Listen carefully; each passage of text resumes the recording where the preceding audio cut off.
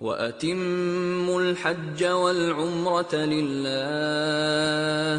فَإِنْ أُحْصِرْتُمْ فَمَا اسْتَيْسَرَ مِنَ الْهَدْيِ وَلَا تَحْلِقُوا رُؤُوسَكُمْ حَتَّى يَبْلُغَ الْهَدْيُ مَحِلَّهُ فَمَنْ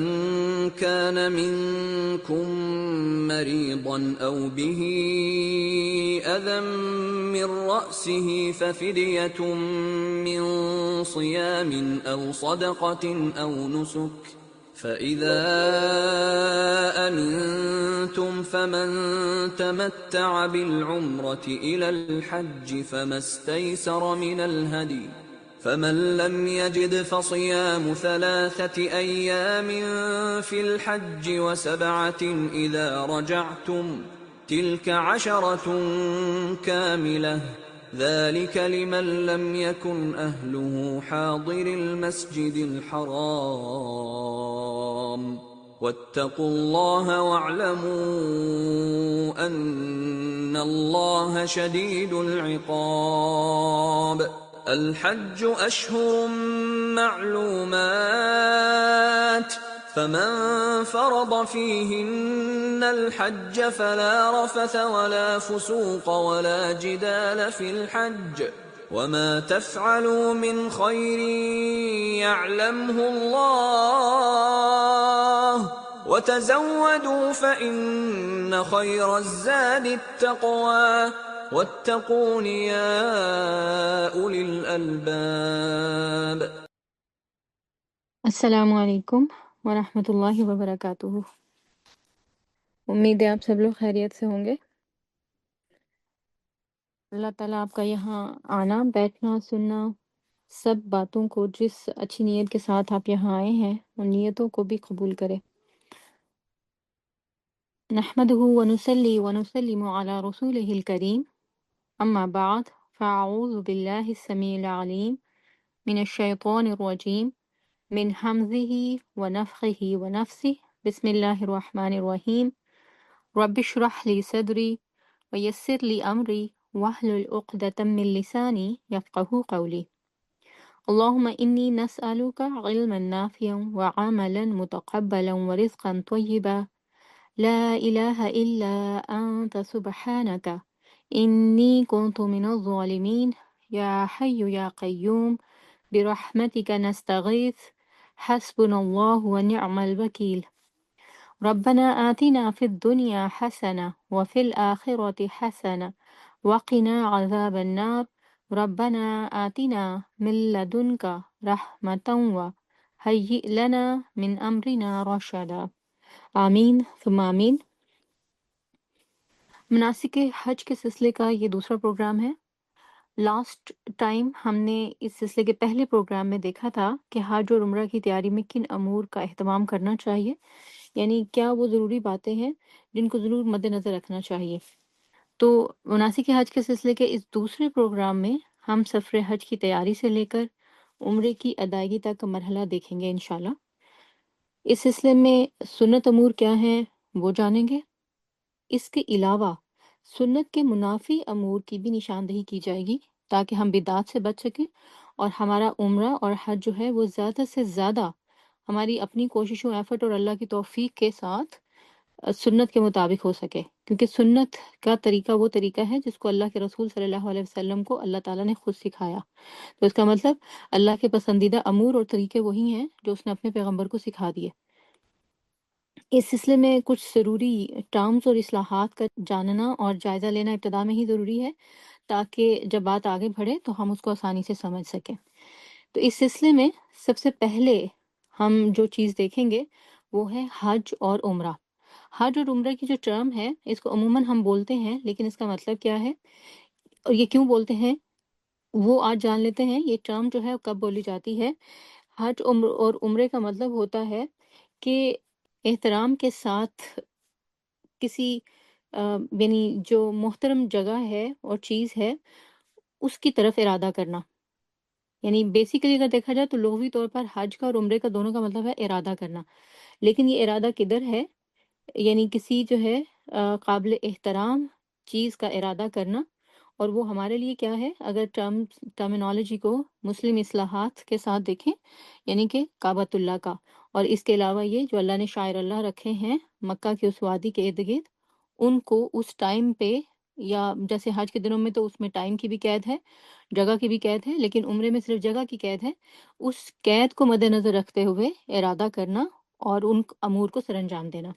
تو اس کو ہم کہیں گے حج ہے اور عمرہ ہے۔ اچھا، اس کے علاوہ جو دوسری اصطلاح ہے وہ جس کو ہم دیکھیں گے انشاءاللہ، جو اس میں ریلیونٹ نیمز بھی ہیں، ٹرمنالوجیز بھی ہیں، وہ کیا ہیں؟ اس میں ہے، پہلی بات جو ہم دیکھیں گے وہ ہے رکن۔ رکن یہ بہت امپورٹنٹ ہے، کیونکہ حج کو اس کے بغیر مکمل ہونا یہ ممکن ہی نہیں ہے، یعنی اگر حج کا کوئی رکن رہ جائے تو حج جو ہے وہ مکمل نہیں ہوتا، اس لیے ان کا جاننا بہت ضروری ہے۔ اور اگر جو ہے وہ کوئی حج کا رکن رہ جائے تو ان میں بعض میں کفارہ ہے، بعض میں دم ہے، اور جن کے بغیر اگر ویسے ہی انسان اس نامکمل کام کو چھوڑ دے تو حج قبول نہیں ہوتا ہے۔ اچھا، اس میں جو کعبۃ اللہ کے کارنرز ہیں ان کو بھی رکن کہا جاتا ہے۔ اچھا، ایک اور چیز جو کہ اس میں ہمارے سمجھنے والی ہے وہ ہے واجب۔ واجب امور کون سے ہیں؟ کیونکہ حج اور عمرے کے درمیان کے دوران بہت سارے امور جو ہیں وہ ہمیں واجب ملتے ہیں، بہت سارے یعنی واجب کا مطلب فرض، اور بہت سارے جو ہیں وہ مستحب یا سنت کے درجے میں ہیں۔ تو جو واجب امور ہوں گے ان کے اوپر جب وجوب کی بات کی جائے گی یا فرض ہونے کی بات کی جائے گی تو اس کا مطلب یہ ہے کہ وہ زیادہ دھیان دینے والی بات ہے، اور یہ کہ اگر ان واجب امور میں سے کچھ بھی جو چھوٹ جاتا ہے تو پھر اس کے اوپر دم ہوتا ہے، یعنی یا تو بکری کو یہ آپ نے ذبح کرنا ہے اور وہ حرم کی حدود میں ہی کرنا ہے، یا پھر یہ کہ 3 روزے جو ہے وہ رکھنے ہیں، اور کل ٹوٹل 10 روزے رکھنے ہوتے ہیں، 7 جو ہے وہ گھر پہنچ کے، 3 جو ہے وہ مکہ کے اندر ہی، یا پھر یہ کہ مسکین کو کھانا کھلانا ہے، اکارڈنگلی جو بھی چھٹے گا اس کے مطابق جو ہے وہ یہ پھر پینلٹی پے کرنا پڑتی ہے۔ پھر اس میں ایک اور اصطلاح جو کہ ہم جانیں گے وہ ہے سنت اور مستحب کی۔ سنت امور جو ہیں وہ ہوتے ہیں جو رسول اللہ صلی اللہ علیہ وسلم نے کر کے دکھائے، اور دوسرے وہ ہیں جو کہ مستحب ہیں، یعنی اور اگر یہ دونوں چھوٹ جائیں، سنت یا پھر یہ کہ مستحب، تو ان امور کے چھوٹنے پر کوئی کفارہ نہیں ہے۔ پھر احرام، اس کے بارے میں ہم جانتے ہیں کہ مردوں کے لیے یہ 2 انسلی چادریں ہیں، اور عورتوں کے لیے صرف سکارف ہے یا پھر یہ کہ لمبا عبایا، اس کو جو ہے وہ احرام کہا جاتا ہے۔ پھر اس کے بعد جو ہے وہ میقات ہے۔ میقات وہ مقام ہے جہاں سے حرم کی حدود عمرہ کے لیے یا حج کے لیے جو ہے وہ شروع ہو جاتی ہیں، اور یہ میقات جو ہے وہ اللہ کے رسول صلی اللہ علیہ وسلم نے مقرر کیے۔ یہ مکہ کے ارد گرد جو ہیں وہ واقع ہیں۔ ان میں سے ایک جو ہے جو خاص طور پر پاکستان سے، اور یعنی اگر دیکھا جائے تو 70% لوگ جو پوری دنیا سے حج کرنے کے لیے جاتے ہیں وہ جس میقات کے مقام کو یوز کرتے ہیں وہ یہ لملم ہے، اور اس کے علاوہ جو ہے وہ کرن منازل ہے۔ پھر جو لوگ مدینہ کی طرف سے آتے ہیں، یعنی وہ پہلے جو ہے وہ زیارت رسول کے لیے مدینہ جاتے ہیں تو وہ ذوالحلیفہ کے مقام پر جو ہے وہ آتے ہیں۔ اس طرح جوفہ کا مقام ہے جو کہ میقات کے لیے مشہور ہے۔ تو کل ٹوٹل اگر دیکھے جائیں تو 5 مقامات جو ہیں یہ حج کے لیے میقات کے طور پر مقرر ہیں، یا عمرہ کے لیے میقات کے طور پر جو ہے مقرر ہیں۔ ان میں ذوالحلیفہ جو ہے وہ فرسٹ نمبر پر ہے، اگر آپ دیکھیں اس پکچر میں۔ نمبر 2 جو ہے وہ ذات العرق ہے، یہ عراق سے آنے والوں کے لیے میقات کے طور پر جو ہے شمار کیا جاتا ہے۔ پھر کرن المنازل ہے۔ پھر اس کے علاوہ یلملم ہے جو کہ جدہ سے جانے والوں کے لیے ہے۔ پھر اس کے علاوہ جو ہے یہ جوفہ کا میقات کا مقام جو ہے یہ آ جاتا ہے۔ انشاءاللہ ان کے اوپر جب ہم بات کریں گے تو وہاں اس وقت ہمیں ڈیٹیل کی ضرورت نہیں پڑے گی پھر۔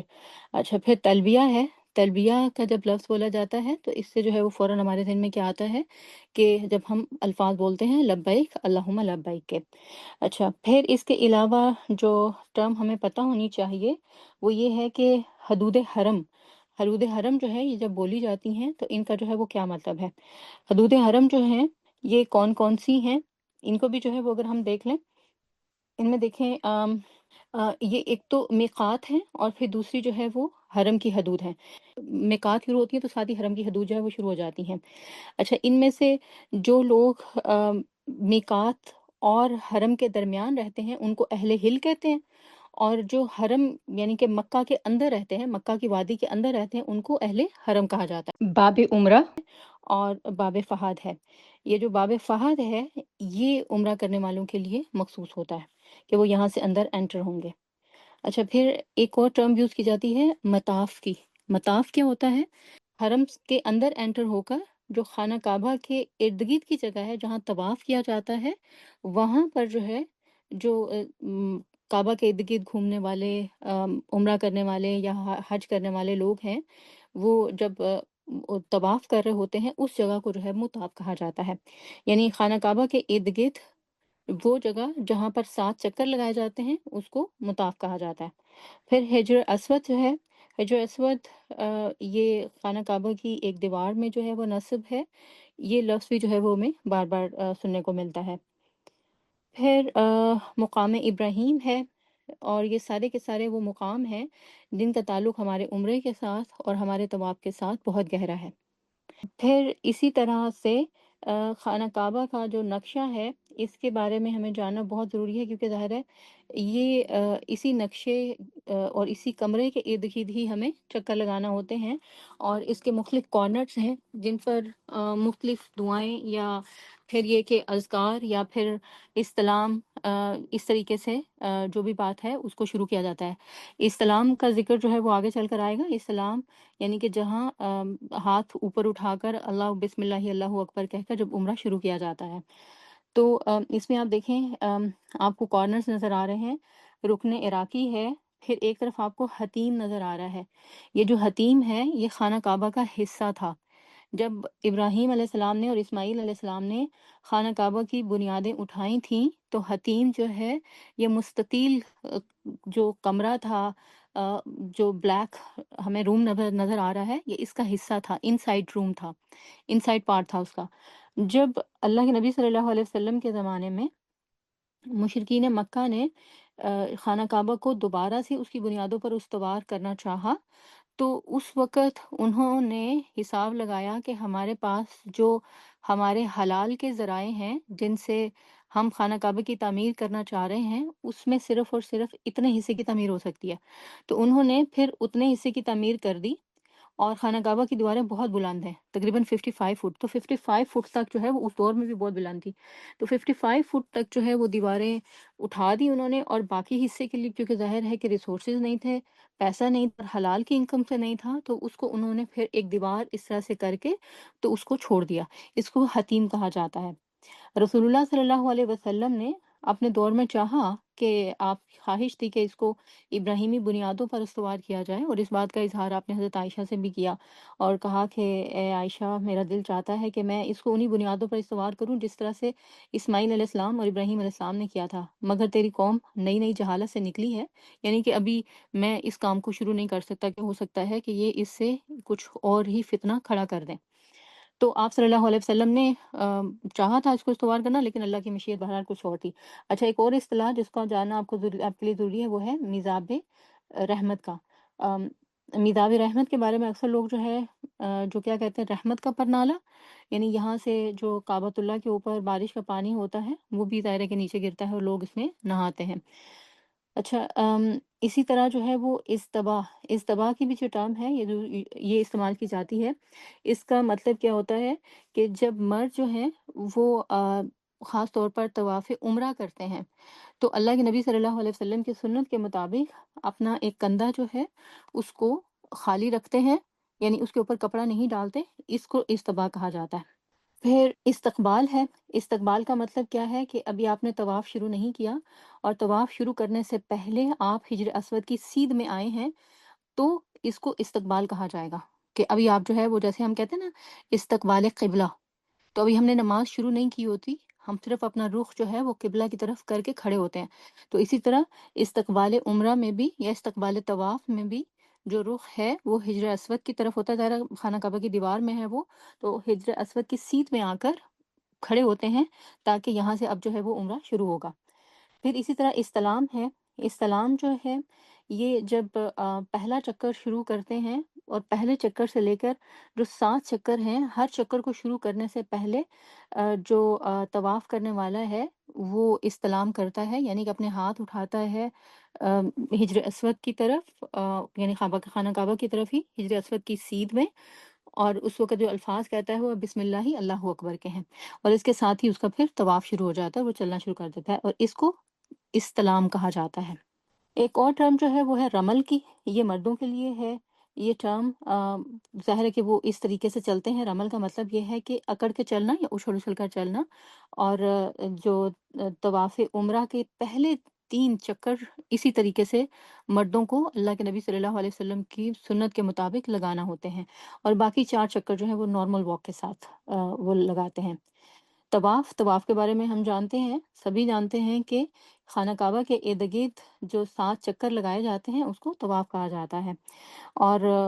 عمرہ ہو یا یہ کہ مختوم ہو، زیارہ ہو، یا جو نفلی اور طواف ہوں، طواف وداع ہو یا نفلی ہوں، تو وہ سب کے سب چکر خانہ کعبہ کے گرد ہی لگائے جاتے ہیں، ان سب کو اوور آل طواف کہا جاتا ہے، نام ان کے جو ہے وہ مختلف ہیں۔ اچھا، زمزم، طواف کے بعد زمزم جو ہے وہ پیا جاتا ہے، اور زمزم ظاہر ہے کہ اس دریا کا جو کہ ان زمین کے نیچے بہہ رہا ہے اور کنویں کی شکل میں اوپر آیا، جبکہ اسماعیل علیہ السلام زمین پر بیڑیاں رگڑ رہے تھے اور فرشتے نے پر مارا یا جس بھی طریقے سے اس پانی کو نکالا گیا، تو اس پانی کے اس کنویں کا نام زمزم ہے۔ دوسرا جو ہے وہ ہم آگے اگر بڑھیں تو ایک اور ٹرم جو ہم دیکھتے ہیں جو یوز کرتے ہیں وہ ہے سعی کی۔ سعی جو ہے وہ کس کو کہا جاتا ہے؟ صفا اور مروہ کے درمیان بھاگنے کو سعی کہا جاتا ہے۔ جو صفا ہے، اس کو اگر جو ہے وہ آپ دیکھیں، آپ کو اگر پکچر میں جو ہے وہ نظر آ رہا ہو کہ صفا، جو ظاہر ہے کہ اس وقت تو پہاڑیاں تھیں، اب تو وہ حرم کی حدود میں جو ہے وہ داخل ہو گیا، اور اب جو ہے وہ صرف اس کے نشانات باقی ہیں صفا کے اور مروہ کے، اور صفا اور مروہ کے درمیان جہاں دھوڑنا ہوتا ہے وہاں پر گرین کلر کی لائٹس لگی ہوئی ہیں، اور یہ آپ کو جو ہے وہ پکچر میں نظر آ رہا ہوگا۔ یہاں پر جو ہے وہ دوڑنا ہوتا ہے، مردوں نے دوڑنا ہوتا ہے، عورتوں نے بہرحال اپنی اسی جو ہے وہ برسک واک کے ساتھ ہی چلنا ہے۔ اس کو جو ہے وہ سعی کہا جاتا ہے، اور یہ عمرے کا حصہ ہے۔ پھر اس کے بعد جب یہاں پر صحیح کمپلیٹ ہو جاتی ہے تو پھر حلق کرایا جاتا ہے یا قصر کرایا جاتا ہے۔ حلق کا مطلب یہ ہے کہ مرد جو کمپلیٹ ٹینڈ کرا دیتے ہیں اس کو حلق کہتے ہیں، اور قصر کیا ہوتا ہے کہ اپنے بال، سارے سر کے بال چھوٹے کرا دیتے ہیں، اور عورتیں جو ہیں وہ کس طریقے سے قصر کراتی ہیں کہ ایک انگلی یا کی جو پور ہوتی ہے اس کے برابر، یا 2 انگلی کو پور کے مطابق برابر میں نیچے سے بال جو ہے وہ کاٹ دیتی ہیں۔ یہاں سے جو ہے وہ ہماری جو ٹرمز اور اصطلاحات ہیں انشاءاللہ جس کو ہم آگے یوز کریں گے وہ ختم ہو جاتی ہیں۔ لاسٹ ٹائم کا جو ہمارا پروگرام تھا اس میں ہم نے دیکھا تھا کہ حج کے لیے یا عمرے کے لیے ہم نے پریپریشن کیسے کرنی ہے، روانگی سے قبل کے ضروری امور کیا ہیں، جس میں ذہنی، روحانی اور جسمانی تیاری تھی، یعنی کہ ہمارے ایٹیٹیوڈ، رویے، ہماری ہیبٹس، ہماری عادات، ہمارے مشاغل، ان کے اندر چینج آنا چاہیے سفر حج یا عمرے کے سفر پر روانگی سے پہلے ہی۔ ان میں نیت اور دعائیں جو تھیں ان کے اوپر خصوصی طور پر زور دیا گیا تھا، اس کے ساتھ ساتھ دل کی صفائی اور دوسروں کو معاف کرنا، اور اگر آپ نے کچھ جو ہے وہ کچھ غلط کیا ہے تو لوگوں سے اپنے معاملات کو درست کرتے ہوئے، ان کا حق ادا کرتے ہوئے، اللہ تعالیٰ سے معافی مانگتے ہوئے آپ نے سفر حج کی یا سفر عمرہ کی تیاری کرنا۔ یہ ہم نے لاسٹ ٹائم میں جو ہے وہ دیکھا تھا۔ آج انشاءاللہ اگر ہم آگے بڑھتے ہیں تو اس میں ہم دیکھتے ہیں کہ روانگی سفر کی دعائیں بھی جو ہے وہ ہم نے دیکھی تھیں، تو یہ چیزیں آپ جو ہے وہ آلریڈی دیکھ چکے ہیں، اور اصلاحات بھی ہم نے دیکھ لی ہیں، اور مختصر سی جو بیک گراؤنڈ انفارمیشن ہے ان کے ساتھ آج کا ہمارا جو سیشن ہے اس میں اگر ہم آگے بڑھیں تو دیکھتے ہیں کہ 99.9% لوگ جو ہیں وہ آج کے اس دور میں حج تمتع کے لیے تشریف لے جاتے ہیں، جس میں عمرہ اور حج دونوں اکٹھے ہوتے ہیں۔ لہٰذا ہم پہلے عمرے کے سلسلے میں جو ضروری امور ہیں وہ دیکھیں گے، پھر اس کے بعد انشاءاللہ جو ہمارا اگلا سیشن ہوگا اس میں ہم جو ہے وہ حج کے امور دیکھیں گے۔ عمرہ کرنے کی جو ترتیب ہے وہ کیا ہوگی؟ اس میں سب سے پہلے احرام باندھیں گے۔ احرام جو ہے وہ حج تمتع کے لیے کیسے باندھا جائے گا؟ پہلے عمرہ کا احرام باندھا جائے گا، پھر عمرہ کمپلیٹ کرنے کے بعد احرام کھول دیں گے، اور جب حج کے ایام آئیں گے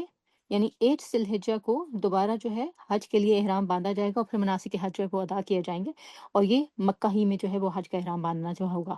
عمرے کا جو احرام ہے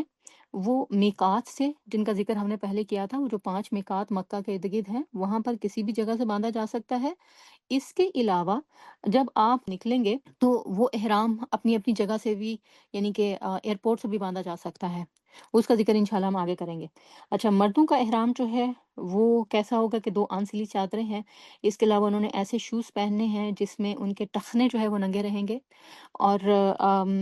اس کے علاوہ یہ کہ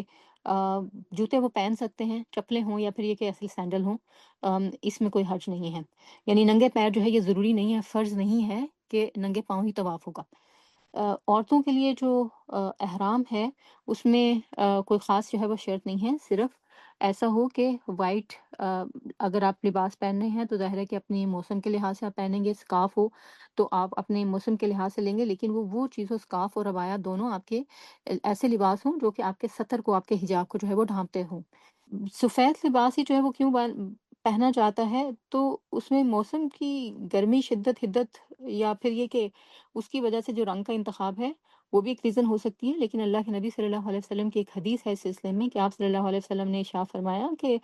سفید رنگ جو ہے یہ پاکیزگی کی علامت ہے۔ جو عمرہ کا طواف ہوتا ہے اس میں خصوصی طور پر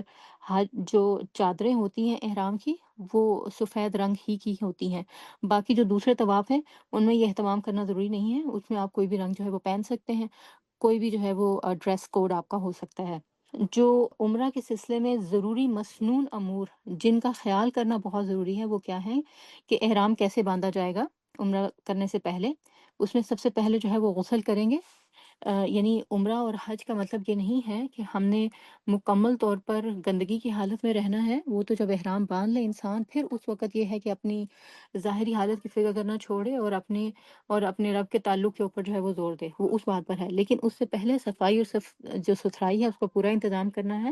غسل کرنا ہے، اور غسل میں ظاہر ہے کہ اگر غیر ضروری بال ہیں یا پھر یہ کہ بال کاٹنے ہیں یا کچھ بھی ایسا ہے جو کہ آپ کی باڈی پہ آپ اس کو ریموو کرنا چاہتے ہیں تو آپ اس کو پہلے سے ریموو کریں گے۔ مردوں کا جو ہے وہ احرام پہننے سے پہلے خوشبو لگانا ہے، عورتیں بھی لگا سکتی ہیں لیکن وہ خوشبو جو کہ ڈیٹورنٹ وغیرہ ہوتی ہے جو کہ اندر ہی رہتی ہے۔ اور پھر اس کے بعد جو ہے اوپر سے جو 2 انسلی چادریں مرد پہنیں گے، اور ٹخنوں سے جو ہے وہ نیچے جوتے پہنیں گے۔ عمرہ یا حج دونوں کی نیت کے الفاظ جو ہے وہ ادا کرنے ہیں، وہ انشاءاللہ آگے جا کر ہم ذکر کریں گے۔ تلبیہ جو ہے اس کو پکارنا ہے، اور ممکن ہو تو ظہر کے بعد احرام باندھنا ہے۔ اللہ کے نبی صلی اللہ علیہ وسلم نے جب عمرہ کیا تھا تو آپ نے دراصل ظہر کے موقع پر آپ نے میقات پہ پہنچے تھے، ظہر کی نماز ادا کی تھی، پھر آپ نے جو ہے وہ اپنا احرام باندھا تھا اور آگے روانہ ہوئے تھے۔ لیکن اگر ظاہر ہے کہ کسی کو خوش قسمتی سے ایسا کوئی چانس مل جائے تو مل جائے، لیکن ضروری نہیں ہے کہ ہر ایک کو ظہر کے بعد کا ہی موقع ملے۔ تو اگر آپ کو اس سے پہلے کا موقع ملتا ہے اور آپ نے احرام اس سے پہلے باندھنا ہے تو آپ اس سے پہلے باندھ لیں گے۔ اچھا، پھر اس کے بعد جو ہے ہم دیکھتے ہیں مباحات احرام۔ مباحات احرام میں کون سی چیزیں ایسی ہیں جو کہ کرنا جائز ہیں، یعنی کہ اگر آپ نے احرام باندھ بھی لیا ہے اور اس کے بعد آپ کو غسل کرنے کی ضرورت محسوس ہوتی ہے تو آپ غسل کر سکتے ہیں۔ اچھا، اسی طرح سفر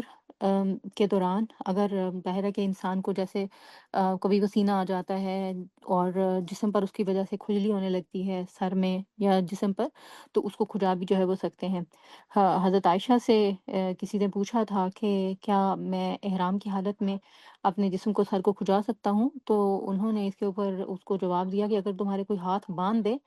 تو پھر تم جو ہے وہ پاؤں کے ساتھ سر اور جسم کھجا سکتے ہو۔ یعنی ان کو ایک بہت ہی بے تکا قسم کا جو ہے یہ سوال لگا کہ ایک فطری طور پر انسان کی جو ضروریات ہیں ان کا تقاضا ہے کہ اس میں بدن کو کھجلانا یا یہ کہ سر کو کھجلانا، تو اس میں اتنا زیادہ اسٹرک ہونے کی ضرورت نہیں ہے۔ پھر اسی طرح مرہم پٹی کروانا، اگر کہیں چوٹ لگ گئی ہے تو مرہم پٹی کروا سکتے ہیں۔ اگر ادویات، کھانا پینا لگانا جو بھی جسم پر شامل ہیں وہ اس میں لگا سکتے ہیں۔ آنکھوں میں سرما ڈالا جا سکتا ہے، دوا ڈالی جا سکتی ہے، آئی ڈراپس وغیرہ۔ اسی طرح موذی جانور مارا جا سکتا ہے۔ احرام کی چادریں بدلنا، یعنی کہ اگر احرام کی جو آپ نے چادریں پہنی ہوئی ہیں یا یہ کہ آپ نے احرام کوئی بھی ڈریس کے طور پر پہنا ہوا ہے جو کہ لمبا ہے عبایا کے طور پر، اور اس کے اوپر کوئی گندگی لگ جاتی ہے، وہ گندا ہو جاتا ہے، کوئی پسینہ اس میں آ جاتا ہے، اور آپ اس کو جو ہے وہ بدلنا چاہتے ہیں، تو آپ کو اس چیز کی جو ہے وہ اجازت ہے۔ اچھا، بغیر خوشبو والا تیل یا صابن استعمال کر کے جسم سے گندگی جو ہے اس کو بھی دھویا جا سکتا ہے، اور اگر سمندر سے ٹریولنگ کی جا رہی ہے اور احرام باندھا ہوا ہے، تو اس حالت میں سمندری جانور کا یعنی مچھلی وغیرہ کا شکار بھی کیا جا سکتا ہے۔ اب احرام باندھنے کا طریقہ جو ہے وہ کیا ہوگا، وہی جیسے پہلے میں نے ذکر کیا کہ پہلے آپ جو ہے وہ اپنے جسم کو پاک صاف کر کے، غسل کر کے، خوشبو لگا کے اوپر احرام باندھ لیں گے، اور اگر عورتیں ہیں تو وہ ایسی کوئی چھپی ہوئی، وہ ایسی کوئی بھی چیز یوز کر سکتی ہیں جو کہ ان کو پسینہ آنے سے روک سکے، بدبو سے جو ہے وہ روک سکے۔ اور پھر اس کے بعد احرام باندھنے کے بعد اب جو ہے وہ خوشبو لگانے کی ممانعت ہے، اب خوشبو جو ہے وہ نہیں لگائی جائے گی۔ اچھا، صرف جو ہے وہ لباس تبدیل کریں گے۔ اگر آپ پہلے مدینہ جا رہے ہیں تو کیا کریں گے، صرف جو ہے وہ لباس تبدیل کریں گے، اور مدینہ سے زیارتوں کے بعد جب آپ مکہ کی طرف روانہ ہوں گے تو پھر آپ جو ہے وہ ذوالحلیفہ کے مقام پر، جہاں پر اگر آپ چاہیں تو مدینہ سے روانگی کے وقت بھی احرام باندھ سکتے ہیں، یعنی اگر آپ اپنے ہوٹل وغیرہ سے روانہ ہو رہے ہیں تو، لیکن جو ذوالحلیفہ کا میقات آتا ہے، یہاں پر بہت زبردست ارینجمنٹس ہیں، کھلی جگہ ہے اور باتھ رومس ہیں، تو وہاں پر جو ہے وہ احرام باندھا جا سکتا ہے، وضو کیا جا سکتا ہے، نیت کی جا سکتی ہے، اور پھر اس کے بعد جو ہے وہ آگے روانہ ہوا جا سکتا ہے۔ جو جدہ جانے والے ہیں، ان کو کیا کرنا پڑے گا، اپنے اپنے ایئرپورٹ کے اوپر جو ہے وہ احرام باندھ لینا ہے، یعنی وہاں پر اس کا اہتمام کر لینا ہے، لیکن اگر وہ کوئی ایسا کمفرٹیبل لباس اپنے احرام کے نیچے پہننا چاہ رہے ہیں تو وہ پہن لیں گے، اور اوپر سے احرام کی چادریں جو ہیں اس کو اوڑھ لیں گے۔ اور احرام کے نوافل جو ہے یہ پڑھنا سنت سے ثابت نہیں ہے، کیونکہ اکثر لوگ جو ہے وہ احرام باندھنے کے بعد کیا کرتے ہیں کہ پھر اس کے سنت کے طور پر 2 نوافل جو ہے وہ پڑھنا شروع کر دیتے ہیں، اس کا سنت کے ساتھ کوئی تعلق نہیں ہے۔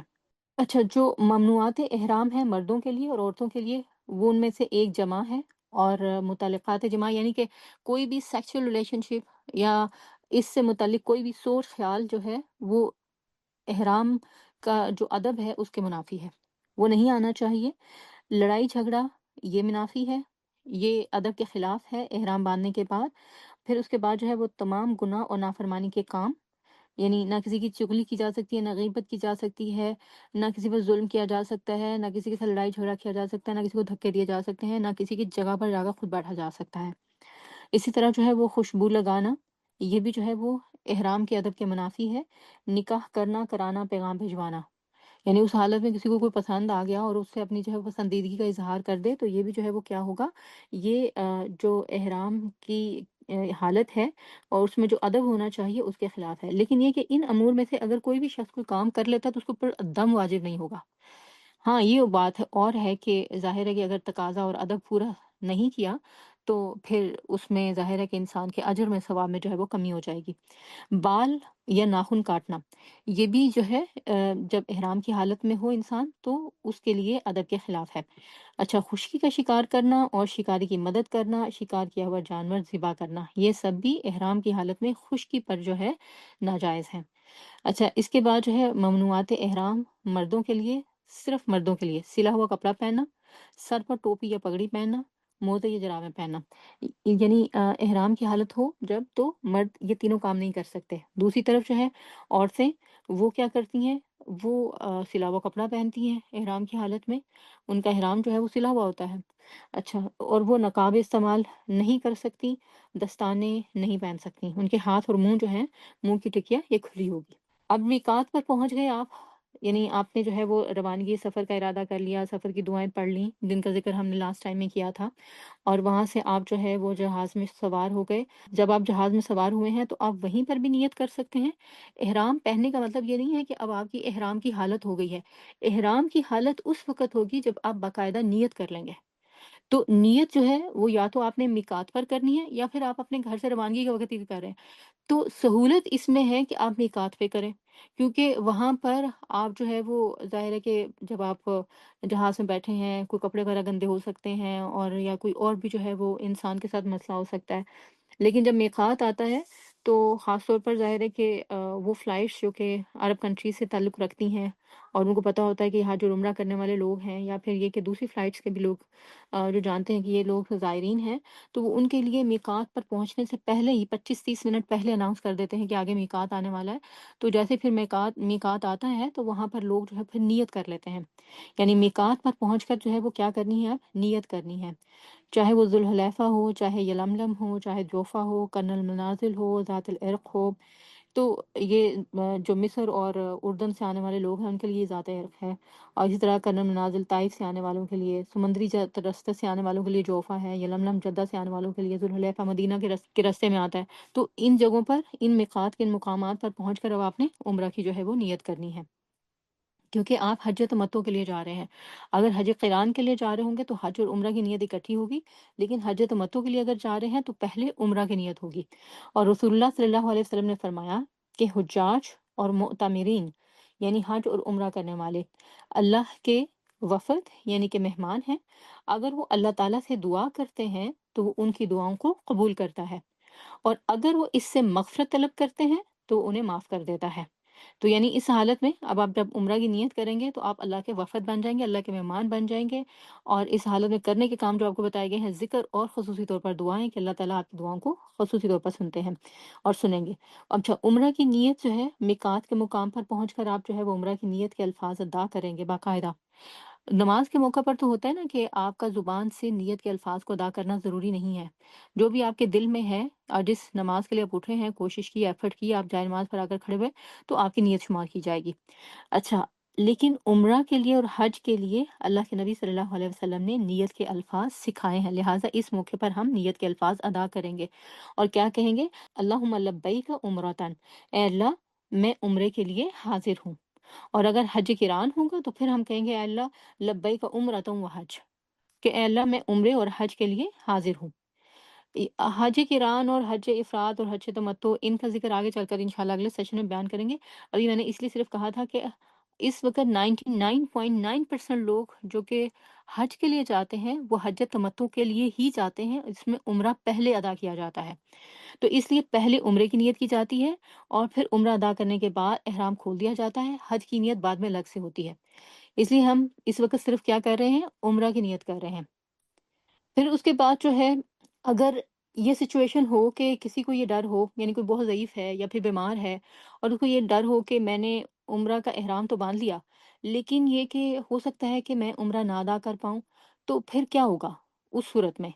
یہ ڈر اور خوف، اور اس میں نیت پھر کس طریقے سے کی جائے گی، اور اس میں کیا رولز ہیں وہ انسان کے اوپر لاگو ہوں گے، اس کا پتہ ہمیں اس حدیث سے چلتا ہے۔ رسول اللہ صلی اللہ علیہ وسلم کے پاس ایک خاتون تھیں، یعنی آپ کے تعلق میں، جن کا نام تھا دباغہ بنت عبد المطلب۔ یہ آپ صلی اللہ علیہ وسلم کی رشتہ دار تھی، اور دباغہ بنت عبد المطلب سے ہی پتہ چل رہا ہے کہ رشتے میں آپ صلی اللہ علیہ وسلم کی یہ پھوپھی لگتی ہیں، یعنی کہ عبد المطلب کی اگر عبد المطلب کی بیٹی ہیں تو پھر اس کا مطلب ہے کہ آپ صلی اللہ علیہ وسلم کی یہ پھوپھی ہیں۔ تو رسول اللہ صلی اللہ علیہ وسلم دباعہ بنت عبد المطلب رضی اللہ عنہا کے پاس گئے اور فرمایا کہ پھوپھی جان، حج کرنے میں آپ کے لیے کون سی چیز رکاوٹ ہے؟ پوچھا کہ کیا مشکلات ہیں جو آپ کو پیش آ رہی ہیں، کوئی خوف، کوئی اندیشہ، تسلی دینا چاہ رہے ہوں گے آپ۔ تو انہوں نے عرض کیا کہ میں ایک بیمار عورت ہوں، اور مجھے اندیشہ ہے کہ میں پہنچ نہیں سکوں گی، یعنی کہ رستے میں ہو سکتا ہے زیادہ بیمار ہو جاؤں، یا پھر یہ کہ یہ ہو سکتا ہے کہ اگر بیمار ہو جاؤں تو پھر وہیں پر ہی جو ہے وہ رہنا پڑے، یا اس حالت میں فوت ہو جاؤں تو پھر جو ہے وہ کیا ہوگا۔ تو آپ صلی اللہ علیہ وسلم نے ان کو تسلی دی کہ اور کہا، آپ صلی اللہ علیہ وسلم نے فرمایا آپ احرام باندھ لیں اور شرط کر لیں کہ جس جگہ بسبب بیماری آگے نہیں جا سکوں گی وہیں حلال ہو جاؤں گی۔ تو اس کے الفاظ جو کہ ہمیں عربی میں ملتے ہیں، عربی ٹیکسٹ میں وہ اس طرح سے ملتے ہیں کہ پہلے تو انسان یہ کہے نا کہ اللہم لبیک عمرتن، اور پھر اس کے بعد جو ہے وہ یہ کہے کہ لبیک اللہم لبیک لبیک لا شریک لک لبیک ان الحمد والنعمت لک والملک لا شریک لک، اور پھر اس کے بعد جو ہے وہ یہ الفاظ ادا کرے کہ اللہم حبسنی حابس فمہل لی حیث حبستنی، کہ اگر مجھے کہیں پر بھی جو ہے وہ ایسا کوئی موقع میرے اوپر آ گیا کہ میں بیماری کے سبب آگے نہ بڑھ سکی، تو پھر میں وہیں پر جو ہے وہ حلال ہو جاؤں گی، مطلب یہ کہ میں اپنا احرام جو ہے وہ کھول دوں گی۔ تو یہ کہنے کی وجہ سے اب کیا ہے کہ ان کے اوپر کوئی دم یا فدیہ جو ہے وہ واجب نہیں ہوگا کسی بھی ایسے شخص کے اوپر۔ اچھا، نیت کے بعد جو ہے اب آپ ساتھ ہی تلبیہ کے الفاظ کی ادائیگی شروع کر دیں گے، اور نبی صلی اللہ علیہ وسلم کے تلبیہ کے الفاظ کیا تھے؟ لبیک اللہم لبیک لا شریک لک لبیک ان الحمد والنعمت لک والملک لا شریک لک۔ اور پھر نبی صلی اللہ علیہ وسلم نے ارشاد فرمایا کہ جب آپ نے حج اور عمرہ کی نیت کی، اس وقت آپ نے تو کی تھی کہ حج کران کیا تھا آپ نے، تو آپ نے کیا کیا تھا؟ حج کی نیت کیسے کی تھی کہ اللہ لبیک عمرتم و حجتن، اے اللہ میں حاضر ہوں حج اور عمرہ کے لیے۔ اچھا، تلبیہ کے الفاظ جو ہیں وہ ہمیں اللہ کے رسول صلی اللہ علیہ وسلم سے جو ملتے ہیں ان کو ہم نے دیکھ لیا ہے، اور اس میں ایک اور تلبیہ کے الفاظ بھی اللہ کے رسول صلی اللہ علیہ وسلم سے منقول ہیں، اور وہ یہ ہیں کہ لبیک الہ الحق لبیک۔ تو اگر کوئی یہ کہنا چاہے تو وہ یہ بھی جو ہے وہ کہہ سکتا ہے، مطلب اس کا کیا ہے کہ حاضر ہوں اے معبود برحق حاضر ہوں۔ پہلے جو ہے وہ الفاظ وہ عام ہیں جو کہ سب لوگ عموماً جانتے ہیں کہ لبیک اللہم لبیک لبیک لا شریک لک لبیک ان الحمد والنعمت لک والملک لا شریک لک۔ تو یہ دونوں طرح سے ہی تلبیہ کہی جا سکتی ہے۔ پھر خواتین جو ہے وہ آہستہ آواز میں تلبیہ کہیں گی، اور مرد جو ہے وہ اونچی آواز میں کہیں گے، ان تلبیہ کے الفاظ کی ادائیگی کریں گے۔ نبی صلی اللہ علیہ وسلم نے ارشاد فرمایا کہ جو شخص حج اور عمرے کے ارادے سے آگے بڑھتا ہے، اس کے دائیں بائیں آنے والا ہر مٹی کا ذرہ، ہر پتھر کی کنکری اور ہر درخت کی ٹہنی اور پتی اور ہر پہاڑ کا ذرہ اس کے ساتھ بلند آواز سے تلبیہ پکارتا ہے۔ تو اس کا مطلب یہ ہے کہ اس حالت میں تلبیہ پکارنی چاہیے۔ تو رسول اللہ صلی اللہ علیہ وسلم کے جو الفاظ حدیث میں ہیں وہ کس طرح سے ہیں؟ یہ ایک دوسری حدیث ہے کہ جب کوئی تلبیہ کہنے والا تلبیہ کہتا ہے تو اس کے دائیں اور بائیں دونوں جانب سے درخت، پتھر، ڈھیلے سے مراد یعنی کہ مٹی کے وہ جو چھوٹے چھوٹے ڈھیلے ہوتے ہیں، کنکریاں ہوتی ہیں، وہ سبھی تلبیہ کہتے ہیں، دونوں جانب کی زمین کے آخری سروں تک۔ تو یعنی مشرق و مغرب، رائٹ لیفٹ سائڈ کی جتنی بھی زمین ہے آپ کی، وہ بھی آپ کے ساتھ عبادت کے اس عمل میں شریک ہو جاتی ہے۔ تو پہلی بات ہم نے کیا کی ہے؟ عمرہ میں احرام باندھنا، پھر اس کے بعد جو ہے میقات پر پہنچ کر یا اس سے پہلے ہی اگر آپ نے نیت کر لی ہے تو نیت کے الفاظ کے ساتھ ہی آپ نے تلبیہ کی پکار جو ہے اس کو شروع کر دینا ہے اور تلبیہ پڑھتے رہنا ہے۔ اب آپ جو ہے ایئرپورٹ پر پہنچ گئے ہیں، یعنی کہ جدہ ایئرپورٹ پر پہنچ گئے ہیں۔ پرانے زمانے میں تو بہت دیر لگا کرتی تھی، لوگ جو ہے وہ 20 22 گھنٹے صرف ایئرپورٹ پر پھنسے رہتے تھے، لیکن ابھی تو وہ کوئکلی جتنا انفارمیشن ٹیکنالوجی نے ترقی کی ہے تو پوری پوری فلائٹ جو ہے وہ چند گھنٹوں میں فارغ ہو جاتی ہے۔ لیکن اس کے باوجود نا، اور گھر سے نکل کر ہوٹل تک پہنچنا کل ٹوٹل 20 22 26 گھنٹوں کا تو سفر آسانی سے ہو ہی جاتا ہے، خاص طور پر دوسرے ملکوں سے جو ٹریول کر کے جاتے ہیں۔ تو اتنے طویل سفر کے بعد اب اگر انسان جوش میں اور اللہ کے نبی صلی اللہ علیہ وسلم کے طریقے کو چھوڑ کر صرف جو ہے وہ جوش کا سہارا لے اور بھاگ کر جو ہے وہ جائے اور جا کر جو ہے وہ کعبۃ اللہ کی زیارت کرنا چاہے،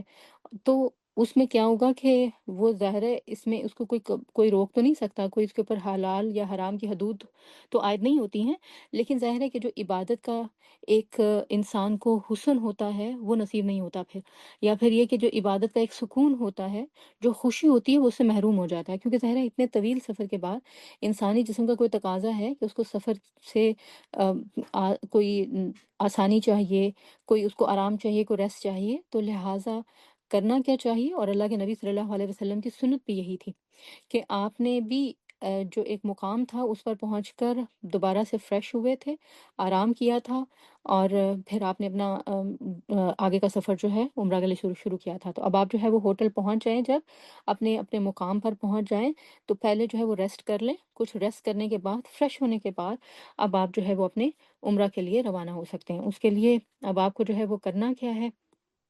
کہ چاہے تو جو ہے وہ آپ وضو کر لیں اور وضو کر کے اپنے ہوٹل سے جو ہے وہ روانہ ہوں، یا پھر اگر آپ چاہیں تو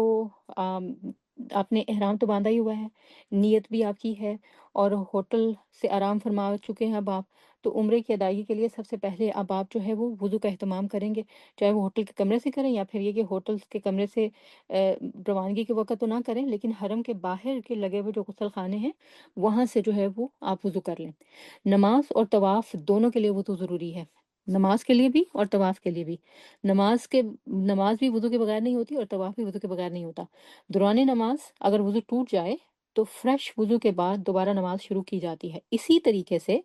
اگر دوران طواف وضو ٹوٹ جائے تو پھر دوبارہ جو ہے وضو کر کے طواف کو اسی جگہ سے شروع کیا جاتا ہے، یعنی اور وہ دیر دین ہوتا ہے، یہ نہیں ہوتا کہ آپ جو ہے وہ آپ نے صبح طواف شروع کیا اور پھر اس کے بعد جو ہے وہ بیچ میں وضو ٹوٹ گیا، آپ گئے وضو کرنے اور بیچ میں جو ہے وہ کوئی اور کام پڑ گیا، کوئی اور آپ کو لے کر نکل گیا اور ہوٹل کے راستے میں، اور وہاں سے واپسی پر آپ آئے شام کو اور آپ نے وہ جو 2 صبح کے چکر لگائے ہوئے تھے اس کے بعد تیسرے چکر سے شروع کیا، نہیں۔ اس میں ہوگا کیا کہ آپ 2 چکر اگر آپ نے لگائے وضو ٹوٹ گیا یا 3 لگائے تو اس کے بعد اب آپ جائیں گے وضو کرنے اور واپس آ کر وہیں سے جو ہے وہ شروع کریں گے، اور اگر بیچ میں بہت ٹائم گزر جائے گا تو پھر دوبارہ سے جو ہے وہ اس کو شروع کرنا پڑے گا طواف کو، یعنی چکر نمبر 1 سے۔ اچھا، اس میں بعض اسکالرس کی رائے جو ہے وہ یہ ہے کہ اگر آدھے سے زیادہ طواف ہو چکا ہو تو اب جو ہے وہ اب آپ کو اجازت ہے کہ طواف جو ہے اس کو کنٹینیو رکھیں۔ آ، وضو اگر ٹوٹ گیا ہے تو اسی حالت میں طواف کرنے کی اجازت دی گئی ہے، جبکہ آدھے سے زیادہ طواف جو ہے وہ آ، ہو چکا ہو۔ اب یہ اجازت ہے، اسکالرس نے کہا ہے، اور اگر کسی کا دل نہیں مانتا اور وہ جا کے وضو کرنا چاہتا ہے تو وہ وضو کر بھی سکتا ہے۔ اچھا، پھر اس کے بعد جو ہے جب آپ آگے بڑھیں گے اور تلبیہ کرتے ہوئے، یعنی کہ تلبیہ کہتے ہوئے وضو بھی کر لیا اب آپ نے، اور اب آپ تلبیہ بھی کہہ رہے تھے، اب آپ کیا کریں گے کہ مسجد حرام میں داخل ہوں گے۔ تو مسجد حرام جو ہے یہ چونکہ ظاہر ہے کہ اللہ کا گھر ہے، یہاں پر بھی وہی جو ہے وہ حدود و قیود انسان کے اوپر فرض ہو جاتی ہیں جو کہ باقی کسی بھی مسجد میں داخل ہوتے ہوئے ہوتی ہیں، بلکہ اس سے زیادہ بدرجہ اتم۔ اور اس میں بھی کیا جو ہے وہ کہا گیا ہے کہ ہم جو مسجد کی دعا ہے وہ پڑھ کر مسجد میں جو ہے وہ داخل ہوں گے، اور مسجد کی دعا جو کہ عمومی طور پر ہم جب اپنی اپنی جگہوں پر ہوتے ہیں تو مسجدوں میں داخل ہونے سے پہلے جو پڑھتے ہیں اپنے اپنے یعنی علاقے کی مسجدوں میں، تو ہم کہتے ہیں بسم اللہ اللہم افتح لی ابواب رحمتک، اللہ کے نام سے اے اللہ تو اپنی رحمت کے دروازے مجھ پر کھول دے، اور دائیں پاؤں کے ساتھ جو ہے وہ انٹری دیتے ہیں مسجد میں۔ تو اسی طریقے سے دائیں پاؤں کے ساتھ آپ مسجد میں داخل ہوں گے، یہ دعا بھی پڑھ سکتے ہیں، اور ایک دوسری دعا بھی جو اللہ کے رسول صلی اللہ علیہ وسلم نے سکھائی ہے اور بہت خوبصورت اس کے الفاظ ہیں، جس میں آپ صلی اللہ علیہ وسلم ارشاد فرماتے ہیں، اللہ عز و جل سے یوں دعا کرتے ہیں کہ اعوذ باللہ العظیم، یعنی کہ اللہ کی پناہ جو بہت عظیم ہے، وبوجہ الکریم، اس کے کرامت والے چہرے کے ساتھ، وہ سلطان ہی القدیم، جو کہ اول سے جو ہے وہ بادشاہ ہے، من الشیطان الرجیم، شیطان رجیم سے پناہ مانگی ہے آپ صلی اللہ علیہ وسلم نے مسجد میں انٹری کے وقت، اور پھر جو ہے وہ کیا کہا، بسم اللہ والصلاۃ والسلام علی رسول اللہ، اللہ کے نام سے صلاۃ و سلام رسول اللہ صلی اللہ علیہ وسلم پر، مفتح لی ابواب رحمتی، کہ میرے لیے رحمت کے دروازے کھول دے۔ تو یہ دعا جو ہے یہ بھی مانگی جا سکتی ہے۔ اب آپ اندر داخل ہوں گے، اور اگر عمرہ کی نیت سے آ رہے ہیں تو اس کے لیے گیٹ نمبر 79، یعنی کہ یہ جو آپ نے باب دیکھے تھے ان بابوں میں باب فہد سے جو ہے وہ آپ اندر داخل ہوں گے، جو کہ عمرہ کی ادائیگی کرنے والوں کے لیے مخصوص ہے۔ اس گیٹ کو باب فہد بھی جو ہے وہ کہا جاتا ہے، اور جب احرام باندھا ہوا ہوتا ہے تو وہ اسی دروازے سے اندر داخل ہونے دیتے ہیں، یعنی کہ سیکیورٹی والے بھی ان لوگوں کو۔ اچھا، پھر اگر ہم آگے بڑھتے ہیں پھر تو بیت اللہ شریف، ظاہر ہے کہ انسان جب حرم کے حدود میں داخل ہوتا ہے تھوڑا سا کوریڈور سے آگے گزرتا ہے تو آگے اس کو جو ہے وہ بیت اللہ شریف نظر آتا ہے۔ بیت اللہ شریف کو دیکھ کر بعض لوگ جو خیال کرتے ہیں وہ یہ کہتے ہیں کہ یہاں سے جو ہے اب آپ جب بیت اللہ کو دیکھیں گے تو دیکھ کر اپنے لیے جو بھی دعا کریں گے وہ قبول ہوگی۔ اس چیز کی کوئی سند نہیں ہے، رسول اللہ صلی اللہ علیہ وسلم نے کوئی ایسا طریقہ ہمیں نہیں بتایا، نہ آپ نے ایسے کوئی دعا کی ہے۔ ہاں، ایک دعا جو ہمیں سنت میں مستحب ملتی ہے وہ دعا ملتی ہے بیت اللہ شریف کے لیے، اپنے لیے نہیں ملتی ہے، وہ دعا ہمیں کعبۃ اللہ کے لیے ملتی ہے، اور وہ کیا ہے کہ جب کعبۃ اللہ کو دیکھیں تو آپ جو ہے وہ یہ جو دعا ہے وہ یہ کر سکتے ہیں اس خیال سے کہ یہ دعا جو ہے یہ کعبۃ اللہ کے لیے ہے اور کعبۃ اللہ کے شرف میں اضافہ کرے گی۔ اور اس میں الفاظ کیا ہیں؟ اللہ مزید حاض البیت، اے اللہ اضافہ کر اس گھر کی، تعظیماً تعظیم میں، و تشریفاً اور شرف میں، و تکریماً اور عزت میں۔ تو یہ الفاظ کی ادائیگی ہی بتا رہی ہے کہ یہ دعا جو ہے وہ اپنے لیے نہیں ہے ہمارے لیے، بلکہ یہ کیا ہے؟ اللہ کے گھر کے لیے ہے، کہ اللہ اس گھر کی عزت میں، تعظیم میں، تکریم میں اضافہ کرے۔ دراصل ہم پر خود غرضی کا ایسا کوئی خول چڑھا ہوا ہے کہ ہم جہاں جاتے ہیں، جدھر جاتے ہیں، ہم سوچتے ہیں کہ یہ قبولیت کی جگہ، یہ قبولیت کا لمحہ، لہٰذا سب سے پہلے اپنے لیے دعا کریں۔ ضرور کرنا چاہیے، لیکن جہاں ایسی کوئی دعا کا موقع نہیں ہے، وہاں پر جو دعائیں سکھائی گئی ہیں، بتائی گئی ہیں، پھر وہی کرنا چاہیے۔ اس وقت اپنے لیے ہم نہیں آئے ہیں، ہم تو اللہ کے لیے آئے ہیں، اللہ کے گھر کو دیکھنے کے لیے آئے ہیں، اس گھر کو جس کا طواف کرنا، جس کی زیارت کرنا، جس جگہ پر جا کر عبادت کرنے کی اللہ نے تلقین کی ہے، ترغیب دی ہے، تو پھر وہاں آ کر سب سے پہلے دعا بھی اسی کے لیے جو ہے وہ کرنا مستحب ہے۔ اس لیے یہ دعا، اس کی آپ جو ہے وہ فوٹو شوٹ لے سکتے ہیں، اور یہ دعا جو ہے یہ آپ بعد میں یاد کرتے ہوئے یا پھر اس طرح سے فون نکال کر اپنے لیے جو ہے وہ کر سکتے ہیں۔ اچھا، اب ہم آگے بڑھیں گے عمرہ کی ادائیگی کے لیے۔ تو اس کے لیے سب سے پہلے ہم کعبۃ اللہ جو ہے اس کو اگر سمجھ لیں کہ یہ کیسے ہے، کچھ پہلے بھی ہم نے اس کے اوپر بات کی ہے کہ اس کے 4 کونے ہیں۔ ان میں سے ایک کونا جو ہے جس کے اوپر جہاں پر حجر اسود ہے، جو کہ چاندی کے ایک فریم میں لگایا گیا ہے، پھر اس کے بعد اس کے آگے ایک جو ہے وہ جو کونا ہے وہ جو حجر اسود کے بعد آتا ہے وہ کارنر عراقی ہے۔ پھر دوسری طرف اگر آپ دیکھیں تو کارنر شامی بھی آتا ہے۔ پھر اسی طریقے سے دوسری سائڈ اس کے آگے اگر آپ چلے جائیں تو رکن یمانی آتا ہے۔ یہ رکن یمانی اور حجر اسود، ان کے درمیان جو ہے خاص پروٹوکول ہے۔ یہ دونوں کارنر جو ہیں ان کو آپ کو جو ہے وہ یاد رکھنا ہے، ایک رکن یمانی کو اور دوسرا حجر اسود کو۔ اس لیے اب آگے بڑھتے ہیں، دیکھتے ہیں کہ کیا ہے۔ اچھا، کعبۃ اللہ کے 4 کونے ہیں، جن میں سے یہ 4 کونے جو ہیں وہ 4 فٹ اونچی دیوار جو ہے حتیم کی، یہ اس سے بہت اوپر ہے۔ جیسے میں نے بتایا تھا کہ کعبہ کی جو دیواریں ہیں تقریباً 55 فٹ اونچی ہیں، اور اگر دیکھا جائے تو جو باہر کی روڈز ہیں وہ اس سے بھی زیادہ اونچی ہیں، کیونکہ مکہ جو ہے یہ ایک وادی تھا، اور وادی کے سینٹر میں جو ہے یہ کعبۃ اللہ تھا، اور اسی وجہ سے جب بارش ہوتی تھی تو یہ کعبہ کے ارد گرد پانی جمع ہو جاتا تھا، جس کی وجہ سے مشرکین مکہ نے نبی صلی اللہ علیہ وسلم کے دور میں اس کو ڈھا کر دوبارہ بنایا تھا۔ تو حتیم جو ہے اس کو چھوڑ دیا تھا۔ تو حتیم جو ہے یہ دراصل جو کعبۃ اللہ کا ان سائڈ آؤٹ ہے، یعنی کہ اندر ہی کا حصہ ہے، جس کو تعمیر نہیں کیا جا سکا، اس میں اللہ تعالیٰ کی مشیت تھی۔ اور اس وقت بھی جو کعبہ تھا نا، اس طرح سے کھلا نہیں ہوتا تھا، اس وقت بھی اس کا ایک کلید بردار تھا، یعنی جس کے ہاتھ میں اس کی جو ہے وہ چابی ہوتی تھی، سیکیورٹی ہوتی تھی، اور وہ جو ہائی رینک کے جو پرسنلز جو ہوتے تھے وہی صرف اندر جا سکتے تھے۔ غریب غربا عام عوام اندر نہیں جاتی تھی، یعنی باقی قبائل جو عام آنے آنے والے ہوتے تھے، تو قبیلوں کے سردار ہو سکتا ہے کہ ان کو جو قریش مکہ تھے، جو کہ کعبہ کے متولی تھے، ان کو اندر لے جاتے ہوں، باقی لوگوں کو اندر جانے کی اجازت نہیں تھی۔ اور آج بھی اگر آپ دیکھیں تو یہی رول ہے اور یہی اصول ہے۔ اور کعبۃ اللہ کی کا جو دروازہ ہے وہ بہت اوپر ہے، اور نیچے جو ہے اس کو صرف ہاتھ ہی جو ہے وہ نیچے سے کوئی بڑا اونچے قد کا ہو تو اس کو لگا سکتا ہے، لیکن حتیم کی شکل میں اللہ تعالیٰ نے ہر قسم کی عوام کے لیے کعبہ کے اندر اپنے آپ کو لے جا کر دعا کرنا، یا یہ کہ اپنے آپ کو خاص سمجھنا، اس کے لیے آسان کر دیا ہے۔ تو یہ اللہ کی مشیت تھی کہ ان کے پاس پیسے نہیں تھے، اور انہوں نے جو ہے وہ حتیم کو اوپن چھوڑ دیا، اور وہاں پر جو ہے وہ پھر عام لوگ جا کر بیٹھ کر دعا کرنے لگے، عبادت کرنے لگے۔ تو جس کو موقع ملے وہ حتیم میں عبادت سے فائدہ اٹھا سکتا ہے، لیکن اگر موقع نہ ملے تو اس جگہ پر دھکم پیل کرنے، لڑائی جھگڑا کرنے، اس کی اجازت نہیں ہے۔ وہ آگے چل کر انشاءاللہ اس کے اوپر بھی بات کریں گے۔ اچھا، ہجر اسود کے سلسلے میں جو حدیث ہے وہ اس سے ہمیں یہ پتہ چلتا ہے کہ یہ جو کونا جہاں سے ہم نے اپنا شروع کرنا ہے اب عمرہ یا طواف، عمرے کا جو طواف ہے اس کو، یہ اللہ کی نبی صلی اللہ علیہ وسلم کی حدیث کے مطابق یہ جنتی سفید یاقوت تھا، جسے انسانوں کے گناہوں نے کالا بنا دیا، اور آج اسے حجر اسود کہا جاتا ہے۔ اور بلکہ ایک اور حدیث میں حجر اسود بھی اور جو مقام ابراہیم کا پتھر ہے، جس کو مقام ابراہیم کے نام سے آج جانا جاتا ہے، وہ بھی پتھر ہی ہے۔ یہ دونوں پتھر جو ہیں یہ جنت سے آئے تھے، اور دونوں ہی جنت کے سفید یاقوت تھے۔ تو اللہ کے رسول صلی اللہ علیہ وسلم نے اس حدیث میں فرمایا کہ اگر انسانوں کے گناہوں نے ان کو کالا نہ کر دیا ہوتا تو یہ آج انسانوں کو روشنی دینے والے ہوتے، یعنی جس طرح کے ستاروں کو دیکھیں انسان تو اس کو روشنی کا احساس ہوتا ہے نا، اور اس کو رستہ دکھاتی ہے، تو اس طرح سے ان سے بھی روشنی پھوٹتی، لیکن زمین پر چونکہ آئے تو انسانوں کے گناہوں کی نحوست نے ان کو جو ہے وہ کالا کر دیا۔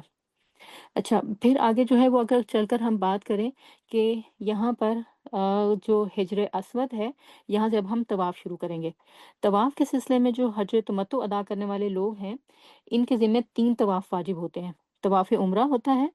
طواف حج جو کہ طواف زیارہ کہلائے گا، حج کے بعد کیا جائے گا، اور طواف وداع ہوگا، یعنی کہ سارے سفر کمپلیٹ ہو گئے، آپ کا حج بھی عمرہ بھی، اور اب آپ جو ہے وہ مکہ سے رخصت ہو رہے ہیں تو طواف وداع کریں گے۔ اچھا، رسول اللہ صلی اللہ علیہ وسلم کو ایک صحابی کہتے ہیں، میں نے فرماتے سنا کہ جو کوئی بیت اللہ کا طواف کرے اور 2 رکعتیں پڑھے تو یہ ایک غلام آزاد کرنے کے مانند ہے، یعنی کہ اتنی فضیلت ہے طواف کے ان 7 چکروں کو مکمل کرنے کی۔ کیا کہ ایک غلام، ویسے تو آج کے دور میں غلام ویسے ہی نہیں ہے، غلام مطلب انسانی جان جس کو کسی نے اپنا غلام بنا لیا ہو، اس انسان کو پہلے تو فائنڈ کرنا، پھر اس کی جو ہے وہ بولی، اس کی قیمت ادا کرنے کے لیے آپ کے پاس اتنا سرمایہ ہو، اور پھر وہ جو ہے وہ آپ اس کو پے کریں۔ اب مالک ہی لینے پر جو ہے وہ تیار نہ ہو اور غلام کو آزاد کرنے پر تیار نہ ہو، تو آپ کی جو ہے وہ تیاری اور آپ کا وہ اس کی بولی لگانا اور اس کو پیسہ دینے کے لیے جو آپ کی خریدنے کی قوت ہے وہ سب ایک سائڈ پہ رہ جائے گی۔ لیکن طواف کی عبادت ایسی ہے کہ یہ کرنے پر آپ کو غلام خرید کر آزاد کرنے کا ثواب ہے، اتنا زیادہ ثواب ہے۔ اچھا، اب اس طواف کی جو شرائط ہیں وہ کیا ہیں کہ طواف جو ہے وضو کی حالت میں ہوتا ہے، اس میں مرد استباح کرتے ہیں، جس میں نے بتایا تھا کہ کندھا ننگا ہوتا ہے، استلام ہوتا ہے، یعنی کہ ہاتھ اوپر اٹھا کر اس کی طرف اشارہ کیا جاتا ہے کعبہ کی طرف، اور یہ جو حجر اسود کے سیدھ میں ہوتا ہے۔ طواف ہوتا ہے، پھر اس کے بعد یعنی کہ یہ جو طواف عمرہ ہے اس کی بات ہو رہی ہے، پہلے 3 چکروں میں رمل کریں گے، یعنی کہ کندھا ننگا کر کے اچھل اچھل کر مرد چلیں گے، عورتیں نارمل چال سے ہی چلیں گی ان کے ساتھ۔ اچھا، دوران طواف رکن یمانی کو صرف جو ہے وہ چھوئیں گے۔ نماز کا وقت ہو جائے تو مرد کندھے کو ڈھانپ لیں گے، نماز ادا کریں گے، اور بعد میں دایاں کندھا کھول دیں گے، اور نماز کی ادائیگی کے دوران صف بندی پر جو ہے وہ توجہ دیں گے، یہ نہیں کہ جہاں پر جگہ ملی وہیں پر جو ہے وہ نماز پڑھ لیں گے، نہیں۔ 3 چکر مکمل ہو گئے، 2 چکر مکمل ہو گئے، 4 ہو گئے، اس وقت جو ہے وہ نماز کا اعلان ہو گیا، تو آپ جو ہے وہ جا کر اپنی اس لائن سے جو سرکل ہے اس سے نکل کر نماز کی طرف جائیں گے، اور وہاں پر جو ہے وہ صف بندی کریں گے، نماز کے بعد دوبارہ باقی جتنے بھی چکر رہ گئے ان کو مکمل کریں گے۔ مسجد حرام میں طواف اور نماز ممنوع اوقات میں بھی ادا کر سکتے ہیں۔ بعض لوگوں کا سوال ہوتا ہے نا کہ اگر کچھ جو ہے وہ نماز رہتی ہے اور سورج ڈوب رہا ہے تو اب کیا کریں؟ تو مسجد حرام میں نہ تو جگہ کی قید ہے، نہ ہی جو ہے وہ وقت کی قید ہے، آپ وہاں پر ہر وقت جو ہے وہ عبادت کر سکتے ہیں، چاہے سورج غروب ہو رہا ہے، سورج جو ہے وہ نکل رہا ہے۔ طواف مکمل کرنے کے بعد استباح ختم کر دیں گے، یعنی کہ آپ اپنا دایاں کندھا جو ہے اس کو ڈھانپ لیں گے، اس کے اوپر جو ہے وہ احرام کی چادر ڈال لیں گے۔ احرام استباح اور رمل ہے، رمل صرف عمرہ کے طواف کے لیے ہے، اور طواف زیارہ وداع یا نفلی طواف کے لیے نہ احرام باندھیں اور نہ ہی استباح اور رمل کریں۔ اچھا، طواف کے لیے حجر اسود کو چھونا، اب یہاں سے جو ہے وہ چونکہ ظاہر شروع ہوگا، طواف شروع ہوگا، تو پہلے ہم نے دیکھا تھا طواف کی کیا فضیلت ہے کہ ایک غلام آزاد کرنے کے برابر ثواب ملتا ہے۔ اب جو شخص جو ہے اس پتھر کو چھوئے جس کا نام حجر اسود ہے، تو اللہ کے رسول نے فرمایا یہ پتھر قیامت کے دن آئے گا، اس کی 2 آنکھیں ہوں گی۔ آج تو یہ پتھر ہی نظر آتا ہے نا، بلکہ اس کی چند ٹکڑیاں، اس کی بھی بڑی ہسٹری ہے، اس کو کبھی چھینا گیا، کبھی لوٹا گیا، کبھی توڑا گیا، کبھی اکٹھا کیا گیا، پھر چند ٹکڑیوں کی شکل میں آج یہ صرف اویلیبل ہے۔ تو اللہ کے رسول صلی اللہ علیہ وسلم نے فرمایا حشر کے میدان میں یہ پتھر قیامت کے دن آئے گا اس حالت میں کہ اس کی 2 جو ہے وہ آنکھیں ہوں گی جن سے وہ دیکھ رہا ہوگا، اور ایک زبان ہوگی جس سے وہ بول رہا ہوگا، اور گواہی دے گا کہ اس شخص کے حق میں جس نے حق کے ساتھ اسے چھوا ہوگا، یعنی ایمان کے ساتھ اس کو چھوا ہوگا، یا بوسہ لیا ہوگا، یا چھوا ہوگا، یا اس کی طرف جو ہے وہ اشارہ کیا ہوگا، جس کو اسلام کہا جاتا ہے اس ٹرم کو، تو یہ اس کے حق میں جو ہے وہ گواہی دے گا۔ اچھا، طواف عمرہ کرنے کے لیے اب کیا کریں گے آپ کہ اب اس کے ساتھ ہی جو آپ نے استلام کر لیا تو آپ جو ہے وہ آپ آگے کی طرف جو ہے وہ بڑھیں گے، اور اس وقت استلام کرتے ہوئے کیا کہیں گے؟ بسم اللہ اللہ اکبر، یہ استلام ہے، اور یہ پہلا جو ہے وہ استلام ہے۔ کل ٹوٹل جو ہے وہ 9 استلام کرنے ہیں آپ نے، تو کل ٹوٹل کتنے استلام ہیں؟ طواف عمرہ میں 9 جو ہے وہ آپ نے استلام کرنے ہیں۔ پہلا استلام یہ ہو گیا، پھر اس کے بعد ہر چکر کے موقع پر استلام شروع کریں گے تو 7 ہو جائیں گے، اور پھر جب چکر سارے کمپلیٹ ہو گئے تو اینڈ پہ ایک کریں گے تو یہ 8 ہو جائیں گے، اور اس کے بعد جو ہے وہ صفا مروہ کی صحیح کے لیے جب جائیں گے تو وہ 9واں استلام ہوگا۔ اب اس میں کریں گے کیا ہم کہ بسم اللہ اللہ اکبر کہہ کر آگے بڑھیں گے، اور اگر بسم اللہ اللہ اکبر کہہ کر آپ کو پتھر کو چومنے کا بھی موقع مل جاتا ہے تو فابیہا بہت اچھا ہے، لیکن اس کے لیے لڑنے جھگڑنے کی ضرورت نہیں ہے، اور جو کہ رش بہت زیادہ ہوتا ہے مردوں کے لیے تو پھر یہ ممکن ہے، عورتوں کے لیے تو ممکن نہیں، اور وہ گروپ بندی کرنا اور دھکے دینا یا اس سے ساری چیزوں سے جو ہے وہ گریز کرنا چاہیے۔ اور اس کے 4 طریقے ہیں اس پتھر کو چومنے کے، اور اللہ کے نبی صلی اللہ علیہ وسلم نے یہ چاروں کر کے دکھائے ہیں۔ پہلا یہ ہے کہ اس کے ساتھ لگ کر ہونٹوں سے چومنا، نمبر 2 ہاتھ لگانا اور ہاتھ کو چومنا، یعنی منہ تو لگانے کی جو ہے وہ اجازت نہیں ہے یا پھر جگہ نہیں ہے تو چلے ہاتھ ہی کسی کا لگ گیا، اور پھر اس کے بعد یہ ہے کہ چھڑی کو لگانا اور چھڑی کو چومنا، ہاتھ بھی نہیں ہے اور دور سے کسی کے پاس چھڑی ہے وہ اس کو لگا کے کر لے، تو آج کے دور میں تو یہ بھی مشکل ہے۔ اب یہ کہ جب یہ سب نہیں ہے تو پھر فورتھ کنڈیشن جو ہے وہ کیا ہے کہ دور سے ہاتھ سے اشارہ کرنا۔ اب آپ جو ہے وہ دور سے ہاتھ سے اشارہ تو کریں گے لیکن اس کو چومیں گے نہیں، بس وہ اشارہ ہی کافی ہے۔ اور اب اس میں کیا ہوگا کہ ثواب میں یہ چاروں ہی یکساں ہیں، جس نے چوم لیا وہ بھی، جس نے ہاتھ لگا کر چوم لیا وہ بھی، جس نے چھڑی لگا کر چوم لیا اس کو بھی، اور جو دور سے ہاتھ لگا کر اسلام کر رہا ہے اس کو بھی ثواب میں اللہ تعالیٰ اجر برابر دیں گے سب کو۔ اچھا، عمرے کے لیے اب جو آپ آئے ہیں تو یہ جو پہلا طواف آپ کر رہے ہیں اس کو طواف قدوم کہا جاتا ہے، یعنی پہلے قدموں کا طواف، یعنی حرم میں جو آپ داخل ہوئے ہیں تو آپ کے وہ جو پہلے قدم پڑے ہیں، اب اس قدموں کے لیے آپ نے کیا کیا ہے کہ اللہ کے حضور اپنی عبادت جو پیش کی ہے وہ ہے طواف، تو اس کو کیا کہا جاتا ہے؟ طواف قدوم۔ اس طواف کا طریقہ جو ہے وہ باقی جو عدد عددن اس کے جو دوسرے طواف ہیں، یعنی طواف افاضہ ہو گیا، زہرہ ہو گیا، وداع ہو گیا، یا نفلی طواف ہو گئے، ان سے تھوڑا مختلف ہے کہ اس میں مردوں کے لیے رمل ہے لیکن عورتوں کے لیے رمل نہیں ہے، اور پہلے 3 چکروں میں مردوں کے لیے رمل ہے، لیکن جو باقی نفلی طواف ہوتے ہیں ان میں مرد جو ہے وہ اچھل اچھل کر نہ تو رمل کرتے ہیں اور نہ ہی اس طریقے سے آ، یعنی دایاں کندھا جو ہے اس کو ننگا کرتے ہیں، لیکن اس میں دایاں کندھا بھی ننگا ہوگا، اور پھر یہ کہ استباح بھی ہوگا، اور اس میں سفید احرام کی بھی جو ہے وہ پھر کوئی شرط نہیں ہوگی نفلی طوافوں میں مردوں کے لیے۔ رسول اللہ صلی اللہ علیہ وسلم جب بیت اللہ کا پہلا طواف طواف قدوم کرتے تو 3 چکروں میں رمل کرتے، اور یعنی کہ طواف میں قریب قریب قدم رکھ کے تیز چلتے، 4 چکروں میں عام چال چلتے، اور یہ چکر حجر اسود پر شروع کر کے حجر اسود پر ہی ختم کرتے۔ ابن عمر رضی اللہ عنہ کو بھی ایسے ہی کرتے دیکھا گیا، یعنی ابن عمر بھی ایسے ہی کرتے تھے اللہ کے نبی صلی اللہ علیہ وسلم کی سنت میں۔ نبی صلی اللہ علیہ وسلم جب قضائے عمرہ کے لیے تشریف لائے تھے تو اس وقت ہوا یہ تھا کہ آپ کو دیکھ کر اور آپ کے باقی اصحاب کو دیکھ کر جو قریش تھے انہوں نے چھپے بیٹھے ہوئے تھے تو دیکھ رہے تھے آپ کو کہ آپ طواف کر رہے ہیں، تو انہوں نے ان میں سے ایک نے ٹونٹ کیا، اس نے پھبتی کسی کہ مدینہ کے بے بخار نے مسلمانوں کو کمزور کر دیا ہے۔ اللہ کے رسول صلی اللہ علیہ وسلم کو پتہ چلا تو آپ نے صحابہ کو حکم دیا کہ اپنا ایک کندھا جو ہے وہ ننگا کر لیں اور اکڑ کر چلیں، اس کو جو ہے وہ رمل کہتے ہیں، یعنی اس کی ہسٹری جو ہے وہ یہ ہے۔ اچھا، اب آپ نے جو ہے وہ طواف شروع کر دیا، بسم اللہ اللہ اکبر کہہ کر رمل شروع ہو گیا، اور پڑھنا کیا ہے، یعنی اب آپ آگے بڑھ رہے ہیں جب، اور چل پڑے ہیں، مردوں نے رمل شروع کر دیا ہے اور عورتیں بس چل پڑی ہیں، اور آپ آگے بڑھ رہے ہیں تو اب آپ کیا پڑھیں گے؟ سبحان اللہ والحمد للہ ولا الہ الا اللہ واللہ اکبر، یہ 4 کلمات اللہ کو سب سے زیادہ پسند ہے رسول اللہ صلی اللہ علیہ وسلم کی حدیث کے مطابق، کہ اس زمین پر جن پر جو ہے وہ سورج طلوع ہوتا ہے تو آپ صلی اللہ علیہ وسلم نے فرمایا کہ مجھے یہ 4 کلمات سب سے زیادہ پسند ہیں، تو اگر آپ کو پسند ہے تو ڈیفینیٹلی اللہ تعالیٰ ہی کی چوائس سے آپ نے ان کو چوز کیا ہے۔ پہلا چکر جو ہے وہ مکمل ہوا تو دوسرا شروع کرنے سے پہلے پھر جو ہے وہ استلام کرنا ہے، پھر بسم اللہ اللہ اکبر کہہ کر آگے جو ہے وہ بڑھنا ہے۔ صرف اللہ اکبر کہہ سکتے ہیں، یعنی 2 آپشنس ہیں، بسم اللہ اللہ اکبر کہیں گے یا پھر صرف جو ہے وہ اللہ اکبر کہہ کر آگے بڑھیں گے۔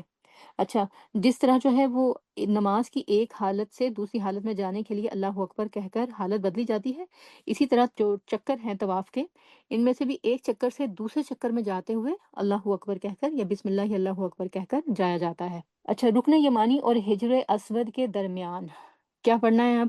یہ سنت سے ثابت ہے، ربنا آتنا فی الدنیا حسنہ وفی الآخرۃ حسنہ وقنا عذاب النار، صرف اتنا ہی پڑھنا، اور اس کے ساتھ آگے پیچھے اور کوئی الفاظ جو ہے وہ نہیں ملانے ہیں۔ باقی یہ ہے کہ باقی چکروں میں پھر کیا پڑھنا ہے اور باقی جگہوں پر کیا پڑھنا ہے، اس سلسلے میں جو ہے وہ ہمیں آپشن دی گئی ہے، اللہ کے رسول صلی اللہ علیہ وسلم کی طرف سے اور اللہ تعالیٰ کی طرف سے کھلی چھوٹ ہے، آپ جو چاہیں پڑھیں۔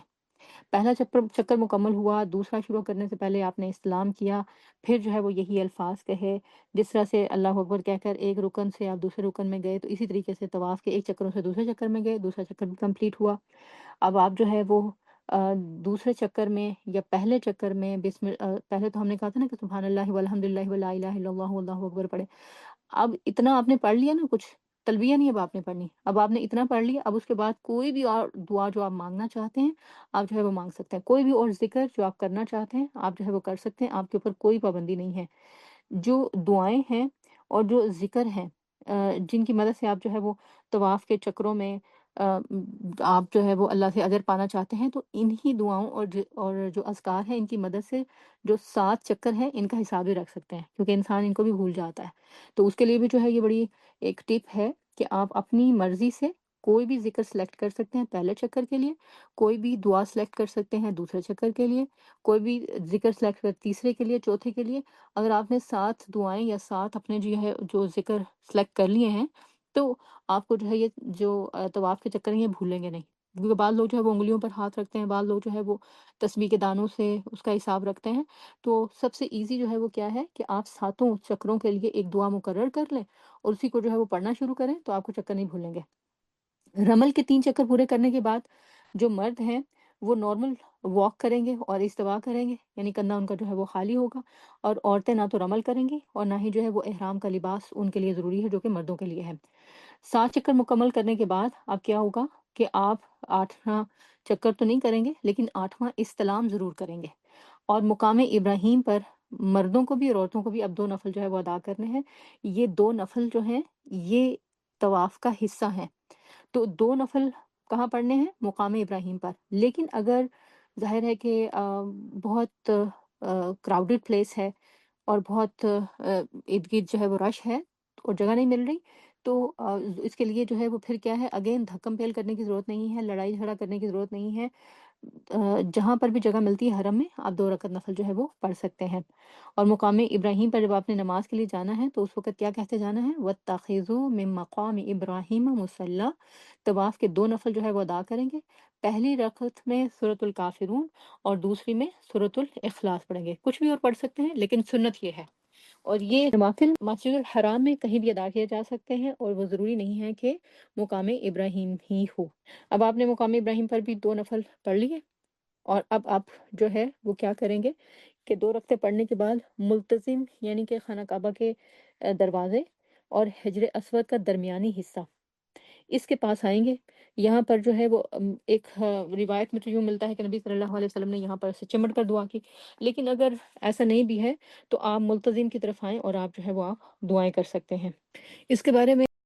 اور یہاں پر جو دعا مانگی جاتی ہے اس کے بارے میں بھی اب اس میں کوئی سنت یا وہ تو طریقہ نہیں ہے جو ہمیں پتہ چلتا ہو کوئی اثر، لیکن یہ کہ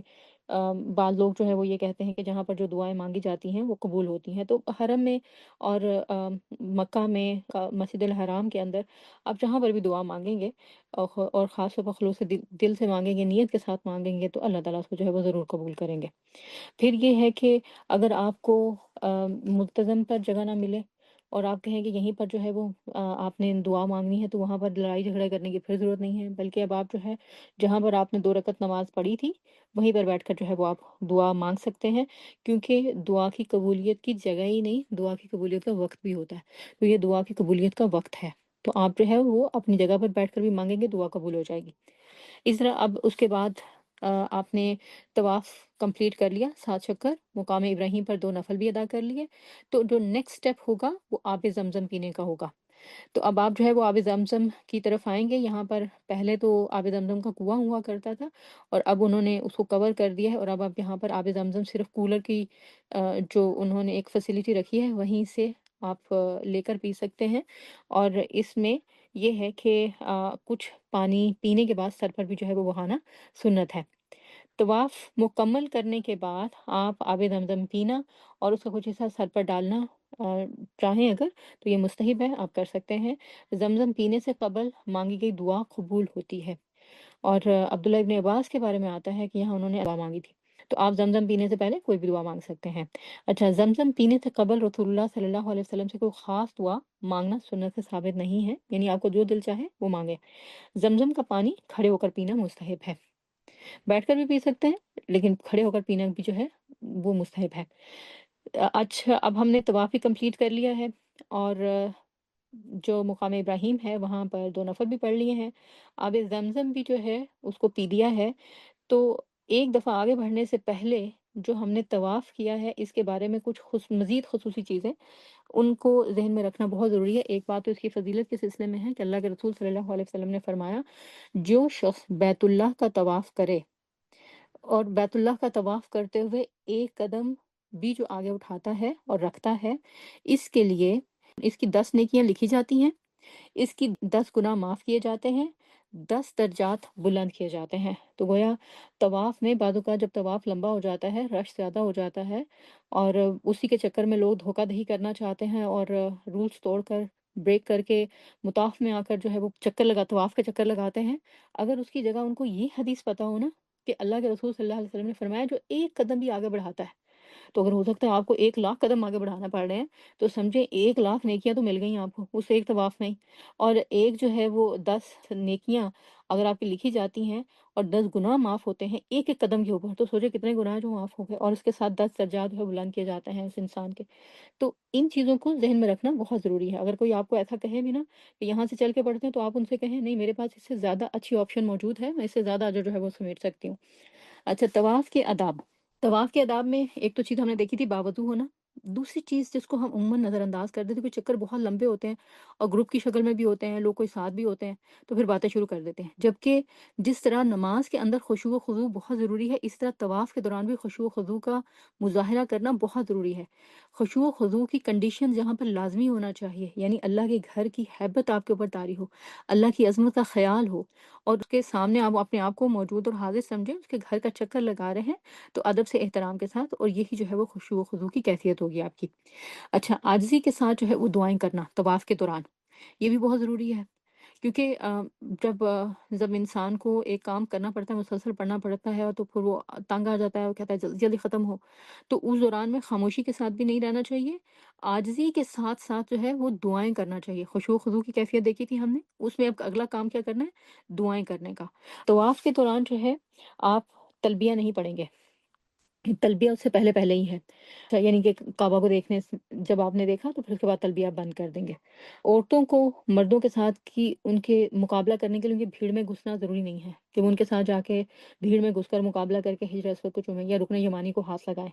کیونکہ رکن یمانی کو ہاتھ لگانا بھی ایک سعادت کی بات ہے، اور اللہ کے نبی صلی اللہ علیہ وسلم کی ایک حدیث ہے کہ جو رکن یمانی اور ہجر اسود کو ہاتھ لگاتا ہے تو اس کے گناہ جھڑتے ہیں۔ تو اب یہ شرف اور فضیلت پانے کے لیے پھر کیا کرتے ہیں لوگ کہ ایک دوسرے کو دھکے دینا شروع کر دیتے ہیں، یا پھر یہ کہ عورتیں جو ہیں جو ان کے اوپر اپنے آپ کو مردوں سے اور ان کی بھیڑ سے بچا کر رکھنے کی کنڈیشن اور شرط عائد ہے، اس کو توڑ دیتی ہیں۔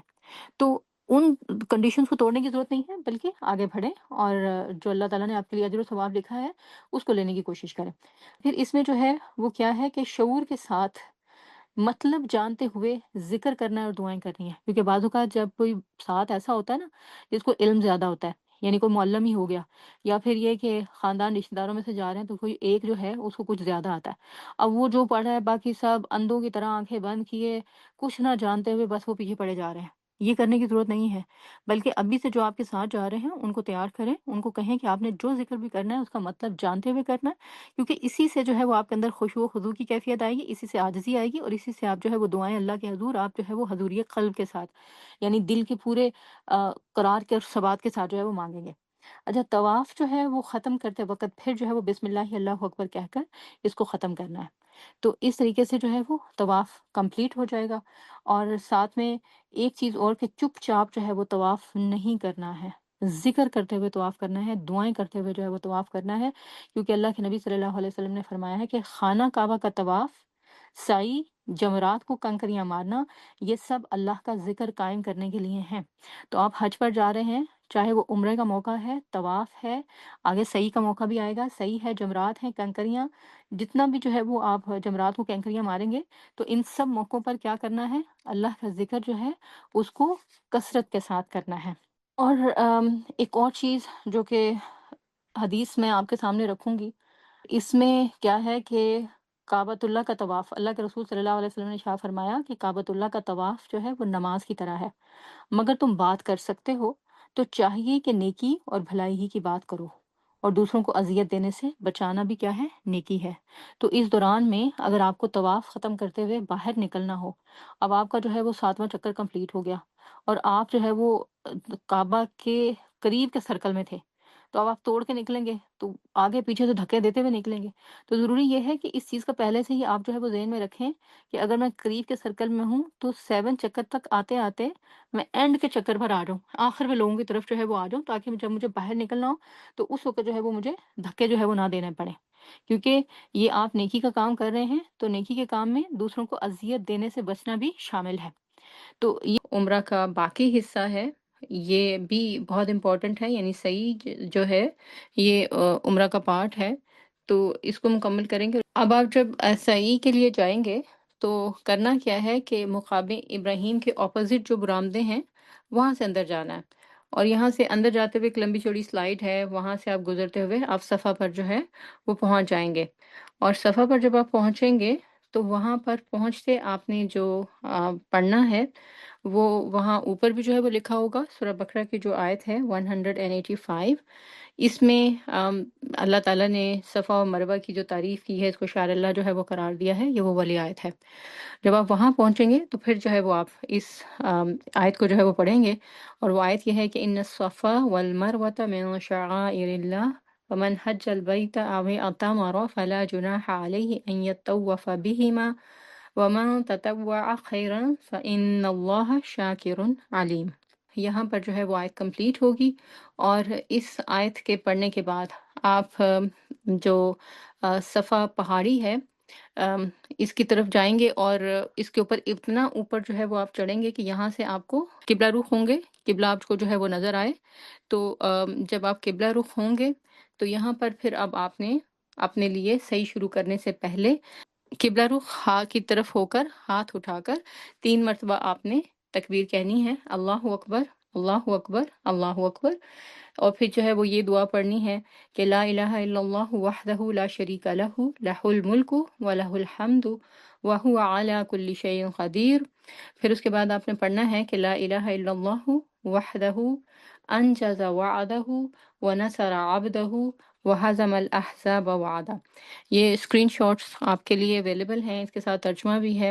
اگر آپ دیکھیں تو اس میں جو ہے وہ کیا ہے کہ لا الہ الا اللہ وحدہ، کہ اللہ وہ ہے جس کا کوئی جو ہے وہ شریک نہیں، اللہ وہ ہے، لا الہ الا اللہ، اللہ کے علاوہ کوئی جو ہے وہ الہ نہیں ہے، وحدہ وہ واحد ہے، لا شریک لہ اور اس کا کوئی شریک نہیں ہے، لہ الملک اور بادشاہت اسی کے لیے ہے، وَلَهُ الْحَمْدُ وَلَهُ الْحَمْدُ اور شکر بھی اسی کے لیے ہے، وَهُوَ عَلَى كُلِّ شَيْءٍ قدیر اور وہ ہر چیز پر قدرت رکھنے والا ہے۔ پھر اس کے بعد آگے ہے اگین وہی لا الہ الا اللہ، نہیں ہے کوئی الہ مگر سوائے اللہ، وحدہ وہ واحد ہے، انجز وعدہ کہ اس نے اپنا وعدہ پورا کیا، ونصر عبدہ اور اس نے اپنے بندے کی نصرت کی یا مدد فرمائی، وہزم الاحزاب وحدہ اور ایک اکیلے اس نے تمام لشکروں کو شکست دی۔ تو یہ الفاظ آپ صلی اللہ علیہ وسلم نے جب آپ صفا پہاڑی پر صحیح کرنے سے پہلے تھے تو وہاں آپ نے جو ہے وہ ادا کیے تھے۔ اب ان الفاظ کے ادا کرنے کے بعد آپ اپنی جو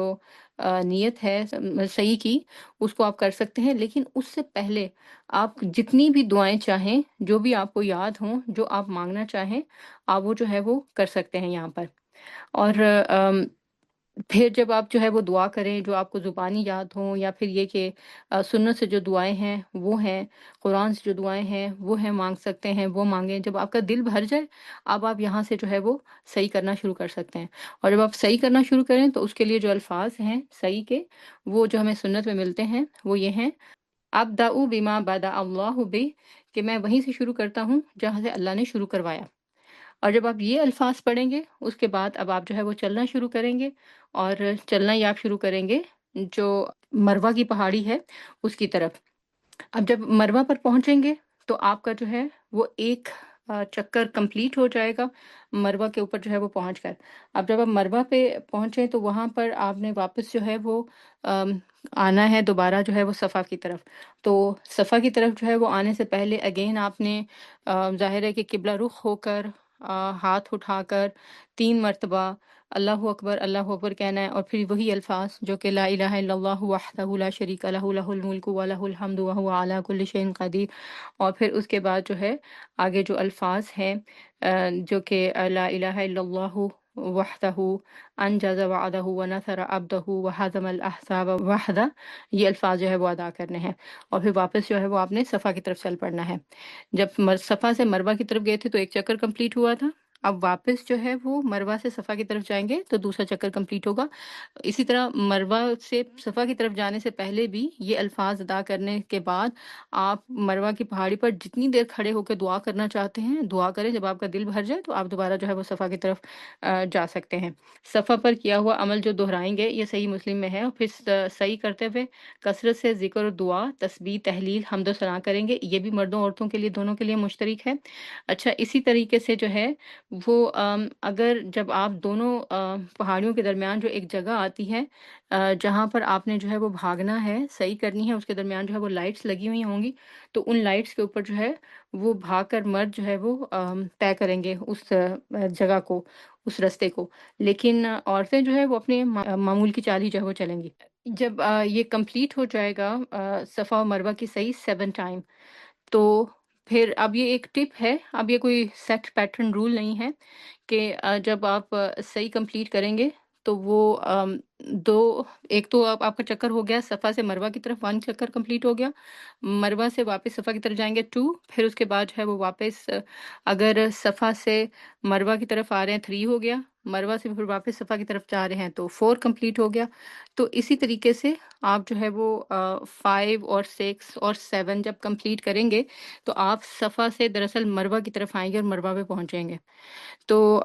آپ کی سہولت کے لیے جو ٹپ تھی وہ یہ دی جا رہی تھی کہ آپ یہاں سے اگر واپسی کے لیے نکلیں گے تو آپ کو بہت لمبا چکر کاٹ کر اپنے ہوٹل تک یا یہ کہ واپس جانا پڑے گا اس راستے پر، تو پھر آپ واپس جو ہے وہ صفا کی طرف جائیں اور واپس جا کر جو ہے وہ آپ اپنا اس وہاں سے جو ہے وہ آپ واپسی کا راستہ جو ہے وہ لے سکتے ہیں۔ اچھا، اب درمیان میں کچھ چیزیں ایسی ہیں صحیح کے درمیان جن کا جو ہے وہ دھیان رکھنا آپ کی سہولت کے لیے بہتر ہے۔ ان میں سے ایک چیز تو یہ ہے کہ اگر کسی عذر کی وجہ سے آپ صحیح پر خود چل کر یہ راستہ طے نہیں کر سکتے ہیں تو پھر آپ جو ہے وہ سواری پر سوار ہو کر بھی اس کو طے کر سکتے ہیں۔ اور پھر سعی کے دوران میں اگر نماز کا وقت آ جائے تو پھر جو ہے وہ کیا کرنا چاہیے،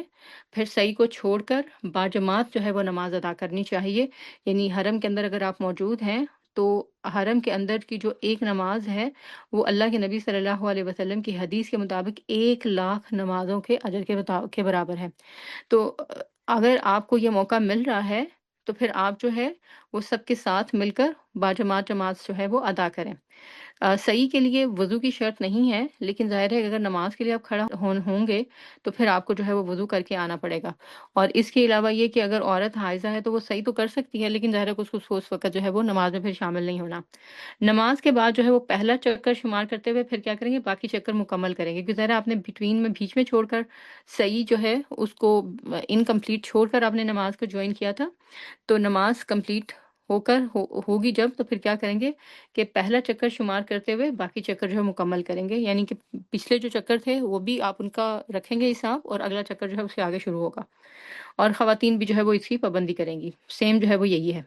اچھا، اب یہاں پر اس سے آگے جو ہے وہ بال منڈوانے، کتروانے یا حلق اور قصر جو ہے یہ ہوگا۔ صحیح مکمل کرنے کے بعد مردوں کو جو ہے وہ بال کٹوانے ہیں یا منڈوانے چاہیے، صحیح مسلم کی حدیث ہے۔ مردوں کے لیے بال منڈوانا زیادہ افضل ہے، کیونکہ اللہ کے رسول صلی اللہ علیہ وسلم نے 3 بار ان لوگوں کے لیے دعا کی ہے جو اپنے بالوں کو جو ہے وہ حلق کروائیں۔ یعنی بعض اوقات ہوتا ہے نا کہ مردوں کو بھی جو ہے وہ بار بار وہ اس بات کو پسند نہیں کرتے ہیں کہ سر کے اوپر سے بالکل ہی سارے بال جو ہے وہ اتار دیں۔ اچھا، بعض اوقات وہ تو پسند کرتے ہیں، مجھے یہ بھی جو ہے وہ رپورٹس ملی کہ وہ کرنا چاہتے ہیں مگر بیویوں کو پسند نہیں آتا۔ تو وہ پھر جو ہے وہ بیویوں کی خوشنودی کے لیے وہ بعض اوقات جو ہے وہ بال ہی نہیں کٹواتے، یا بال کٹواتے ہیں پیتے ہیں تو بس تھوڑے تھوڑے جو ہے وہ کروا دیتے ہیں، جبکہ اللہ کے رسول صلی اللہ علیہ وسلم نے 3 دفعہ دعا کی ہے ان کے لیے جو کہ حلق کرواتے ہیں۔ تو لہٰذا اگر جو ہے وہ شوہر عمرے پہ جا رہے ہیں، بال کٹوانا چاہتے ہیں، تو آپ ان کو جو ہے وہ روکیں نا، نہ ہی جو ہے وہ کسی قسم کا کوئی جوک کریں، نہ مذاق کریں، کیونکہ بہرحال 3 دفعہ کی جو دعا ہے اللہ کے نبی صلی اللہ علیہ وسلم کی، سعادت کو حاصل کرنے کا جس کو موقع ملے ضرور جو ہے اس کو کرنا چاہیے۔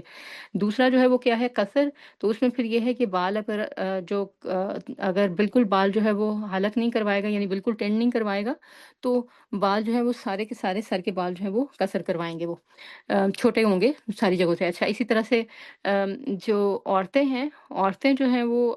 انگلی کی 1 پور یا 2 پور کے برابر جو ہے وہ ایک بال کاٹیں، خود بھی کاٹ سکتی ہیں، کسی اپنی ساتھ جو کوئی دوسری خاتون ہے، اس سے بھی کہہ سکتی ہیں، اپنے محرم کو بھی جو ہے وہ کہہ سکتی ہیں۔ بال کٹوانے کے بعد جو ہے وہ اب آپ احرام کھولیں گے، اور احرام کھولتے ساتھ ہی اب آپ جو احرام کی پابندیاں تھیں لباس کے لحاظ سے، نیت کے لحاظ سے آپ کے اوپر، وہ ختم ہو جائیں گی، اور الحمدللہ اس کے ساتھ ہی آپ کا عمرہ جو ہے وہ بھی کمپلیٹ ہو جائے گا۔ تو گویا یہ حج تمتع کا جو پہلا حصہ ہے وہ کمپلیٹ ہو گیا ہے، کیونکہ حج ہم حج کی بات کر رہے تھے نا، تو حج میں ہم نے کہا تھا کہ حج تمتع، چونکہ ظاہر ہے کہ اس وقت زیادہ تر لوگ کرتے ہیں 99.9%، تو حج تمتع میں پہلے جو ہے وہ عمرہ کرتے ہیں، پھر اس کے بعد جو ہے وہ عمرے کے بعد جو ہے وہ حج ادا کرتے ہیں۔ تو سمجھیے کہ حج کا پہلا حصہ کمپلیٹ ہو گیا، اور اور عمرے کی جو یہ تفصیل ہم نے دی ہے، اگر کوئی ظاہر ہے کہ نارملی بھی عمرہ کرنے کے لیے جا رہا ہے تو اس کو بھی اسی پیٹرن کو جو ہے وہ فالو کرنا ہے۔ باقی آپ کی سہولت کے لیے یہ جو بات بتائی جا رہی ہے کہ جو باربر شاپس ہیں وہ وہاں پر جو حرم میں ہوتی ہیں سائٹ پر ہی ہیں، تو وہ آپ کی سہولت کے لیے ہیں، وہاں پر آپ ان سے جو ہے وہ بال وغیرہ کٹوا سکتے ہیں۔ اور اس میں جو اپنی سیفٹی کے لیے، ہیلتھ اینڈ سیفٹی، اس کو مد نظر رکھتے ہوئے آپ اپنا جو ہے وہ ڈسپوزیبل ریزرس وہ آپ دے سکتے ہیں، ایک ہی دفعہ یوز کریں، اور پھر اسے کہیں کہ وہ اپنے ہاتھ وغیرہ دھوئے صابن سے، پھر اس کے بعد جو ہے وہ آپ کے بال وہ کاٹے۔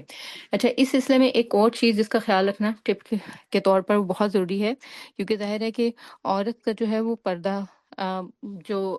اس کا پردہ سطر کا بھی ہے، اور سطر جو ہے وہ ظاہر ہے کہ سطر کے علاوہ حجاب ہے۔ سطر میں عورت جو ہے اس میں اس کے یہ جو سطر ویسے تو مردوں اور عورتوں کا برابر ہی ہے، لیکن عورتوں کا جو حجاب ہے اس میں یہ جو آپ کی بازو ہے، بازو میں 4 انگلیوں کے برابر جگہ چھوڑ کر باقی سارا حصہ یہ کور ہونا چاہیے، آپ کی نماز کے دوران بھی، اور جب آپ جو ہے وہ طواف کر رہے ہیں تب بھی۔ لیکن دیکھا یہ گیا ہے کہ جب عورتیں استلام کرتی ہیں، اسلام یعنی کہ جب وہ حجر اسود کی طرف ہاتھ اٹھا کر وہاں سے بسم اللہ اللہ اکبر کہہ کے چکر شروع کرنا ہوتا ہے، تو اگر آپ کے عبائے کے بازو بہت کھلے ہیں تو وہ بالکل جو ہے وہ نیچے چلا جاتا ہے، یہاں تک کہ عورتوں کی آدھی آدھی جو بازو تک ہیں، بلکہ پوری بازو تک جو ہے وہ ننگی ہو جاتی ہیں۔ تو اس بات کا جو ہے وہ دھیان رکھیں کہ اگر بازو اس طرح کے ہیں تو اس کو ہاتھ میں پکڑ کر، یا پھر کسی طریقے سے اس کو پن اپ کر کے، یا پھر وہ بازو ہوں جو کہ آپ اگر ہاتھ اٹھائیں تو وہ آپ کی جو بازو ہے اس کو ننگا نہ کریں۔ یہ چھوٹی چھوٹی احتیاطیں ہیں جو کہ ظاہر پریکٹیکل ٹپس آپ کو اس وقت مدد کریں گی، ہیلپ کریں گی جب آپ یہ کام جو ہے وہ کریں گے، یعنی عمرہ کے لیے جب جائیں گے اور اس طریقے سے اسلام کریں گے۔ اچھا، استلام میں ایک چیز اور تھی، جو میں نے کہا تھا کہ 9 استلام ہوتے ہیں، یہ بات بھی میں ایک دفعہ اینڈ پہ جو ہے وہ دوبارہ ریپیٹ کر رہی ہوں۔ 9 استلام ہوتے ہیں، 8 استلام جو ہے وہ جب ہم طواف کرتے ہیں اس وقت کمپلیٹ ہوتے ہیں، یعنی کہ طواف کرنے سے پہلے استلام، یعنی کہ حجر اسود کی طرف ہاتھ اٹھا کر جو ہے وہ اللہ اکبر کہنا، اور جب ساتوں چکر کمپلیٹ ہو جائیں گے تو پھر وہاں پر آ کر ایک دفعہ پھر استلام کہنا، اور پھر جب آپ سعی کے لیے جائیں گے تو سعی پر جانے سے پہلے جو ہے وہ پھر ایک دفعہ سے استلام کہنا۔ تو کل ٹوٹل جو ہے یہ 9 استلام ہوں گے، اور الحمدللہ اس کے ساتھ ہی آپ کا عمرہ جو ہے وہ بھی کمپلیٹ ہو جائے گا۔ ربنا تقبل منا انك انت السميع العليم وتب علينا انك انت التواب الرحيم سبحان ربك رب العزة عما يصفون وسلام على المرسلين والحمد لله رب العالمين۔ السلام علیکم ورحمۃ اللہ وبرکاتہ۔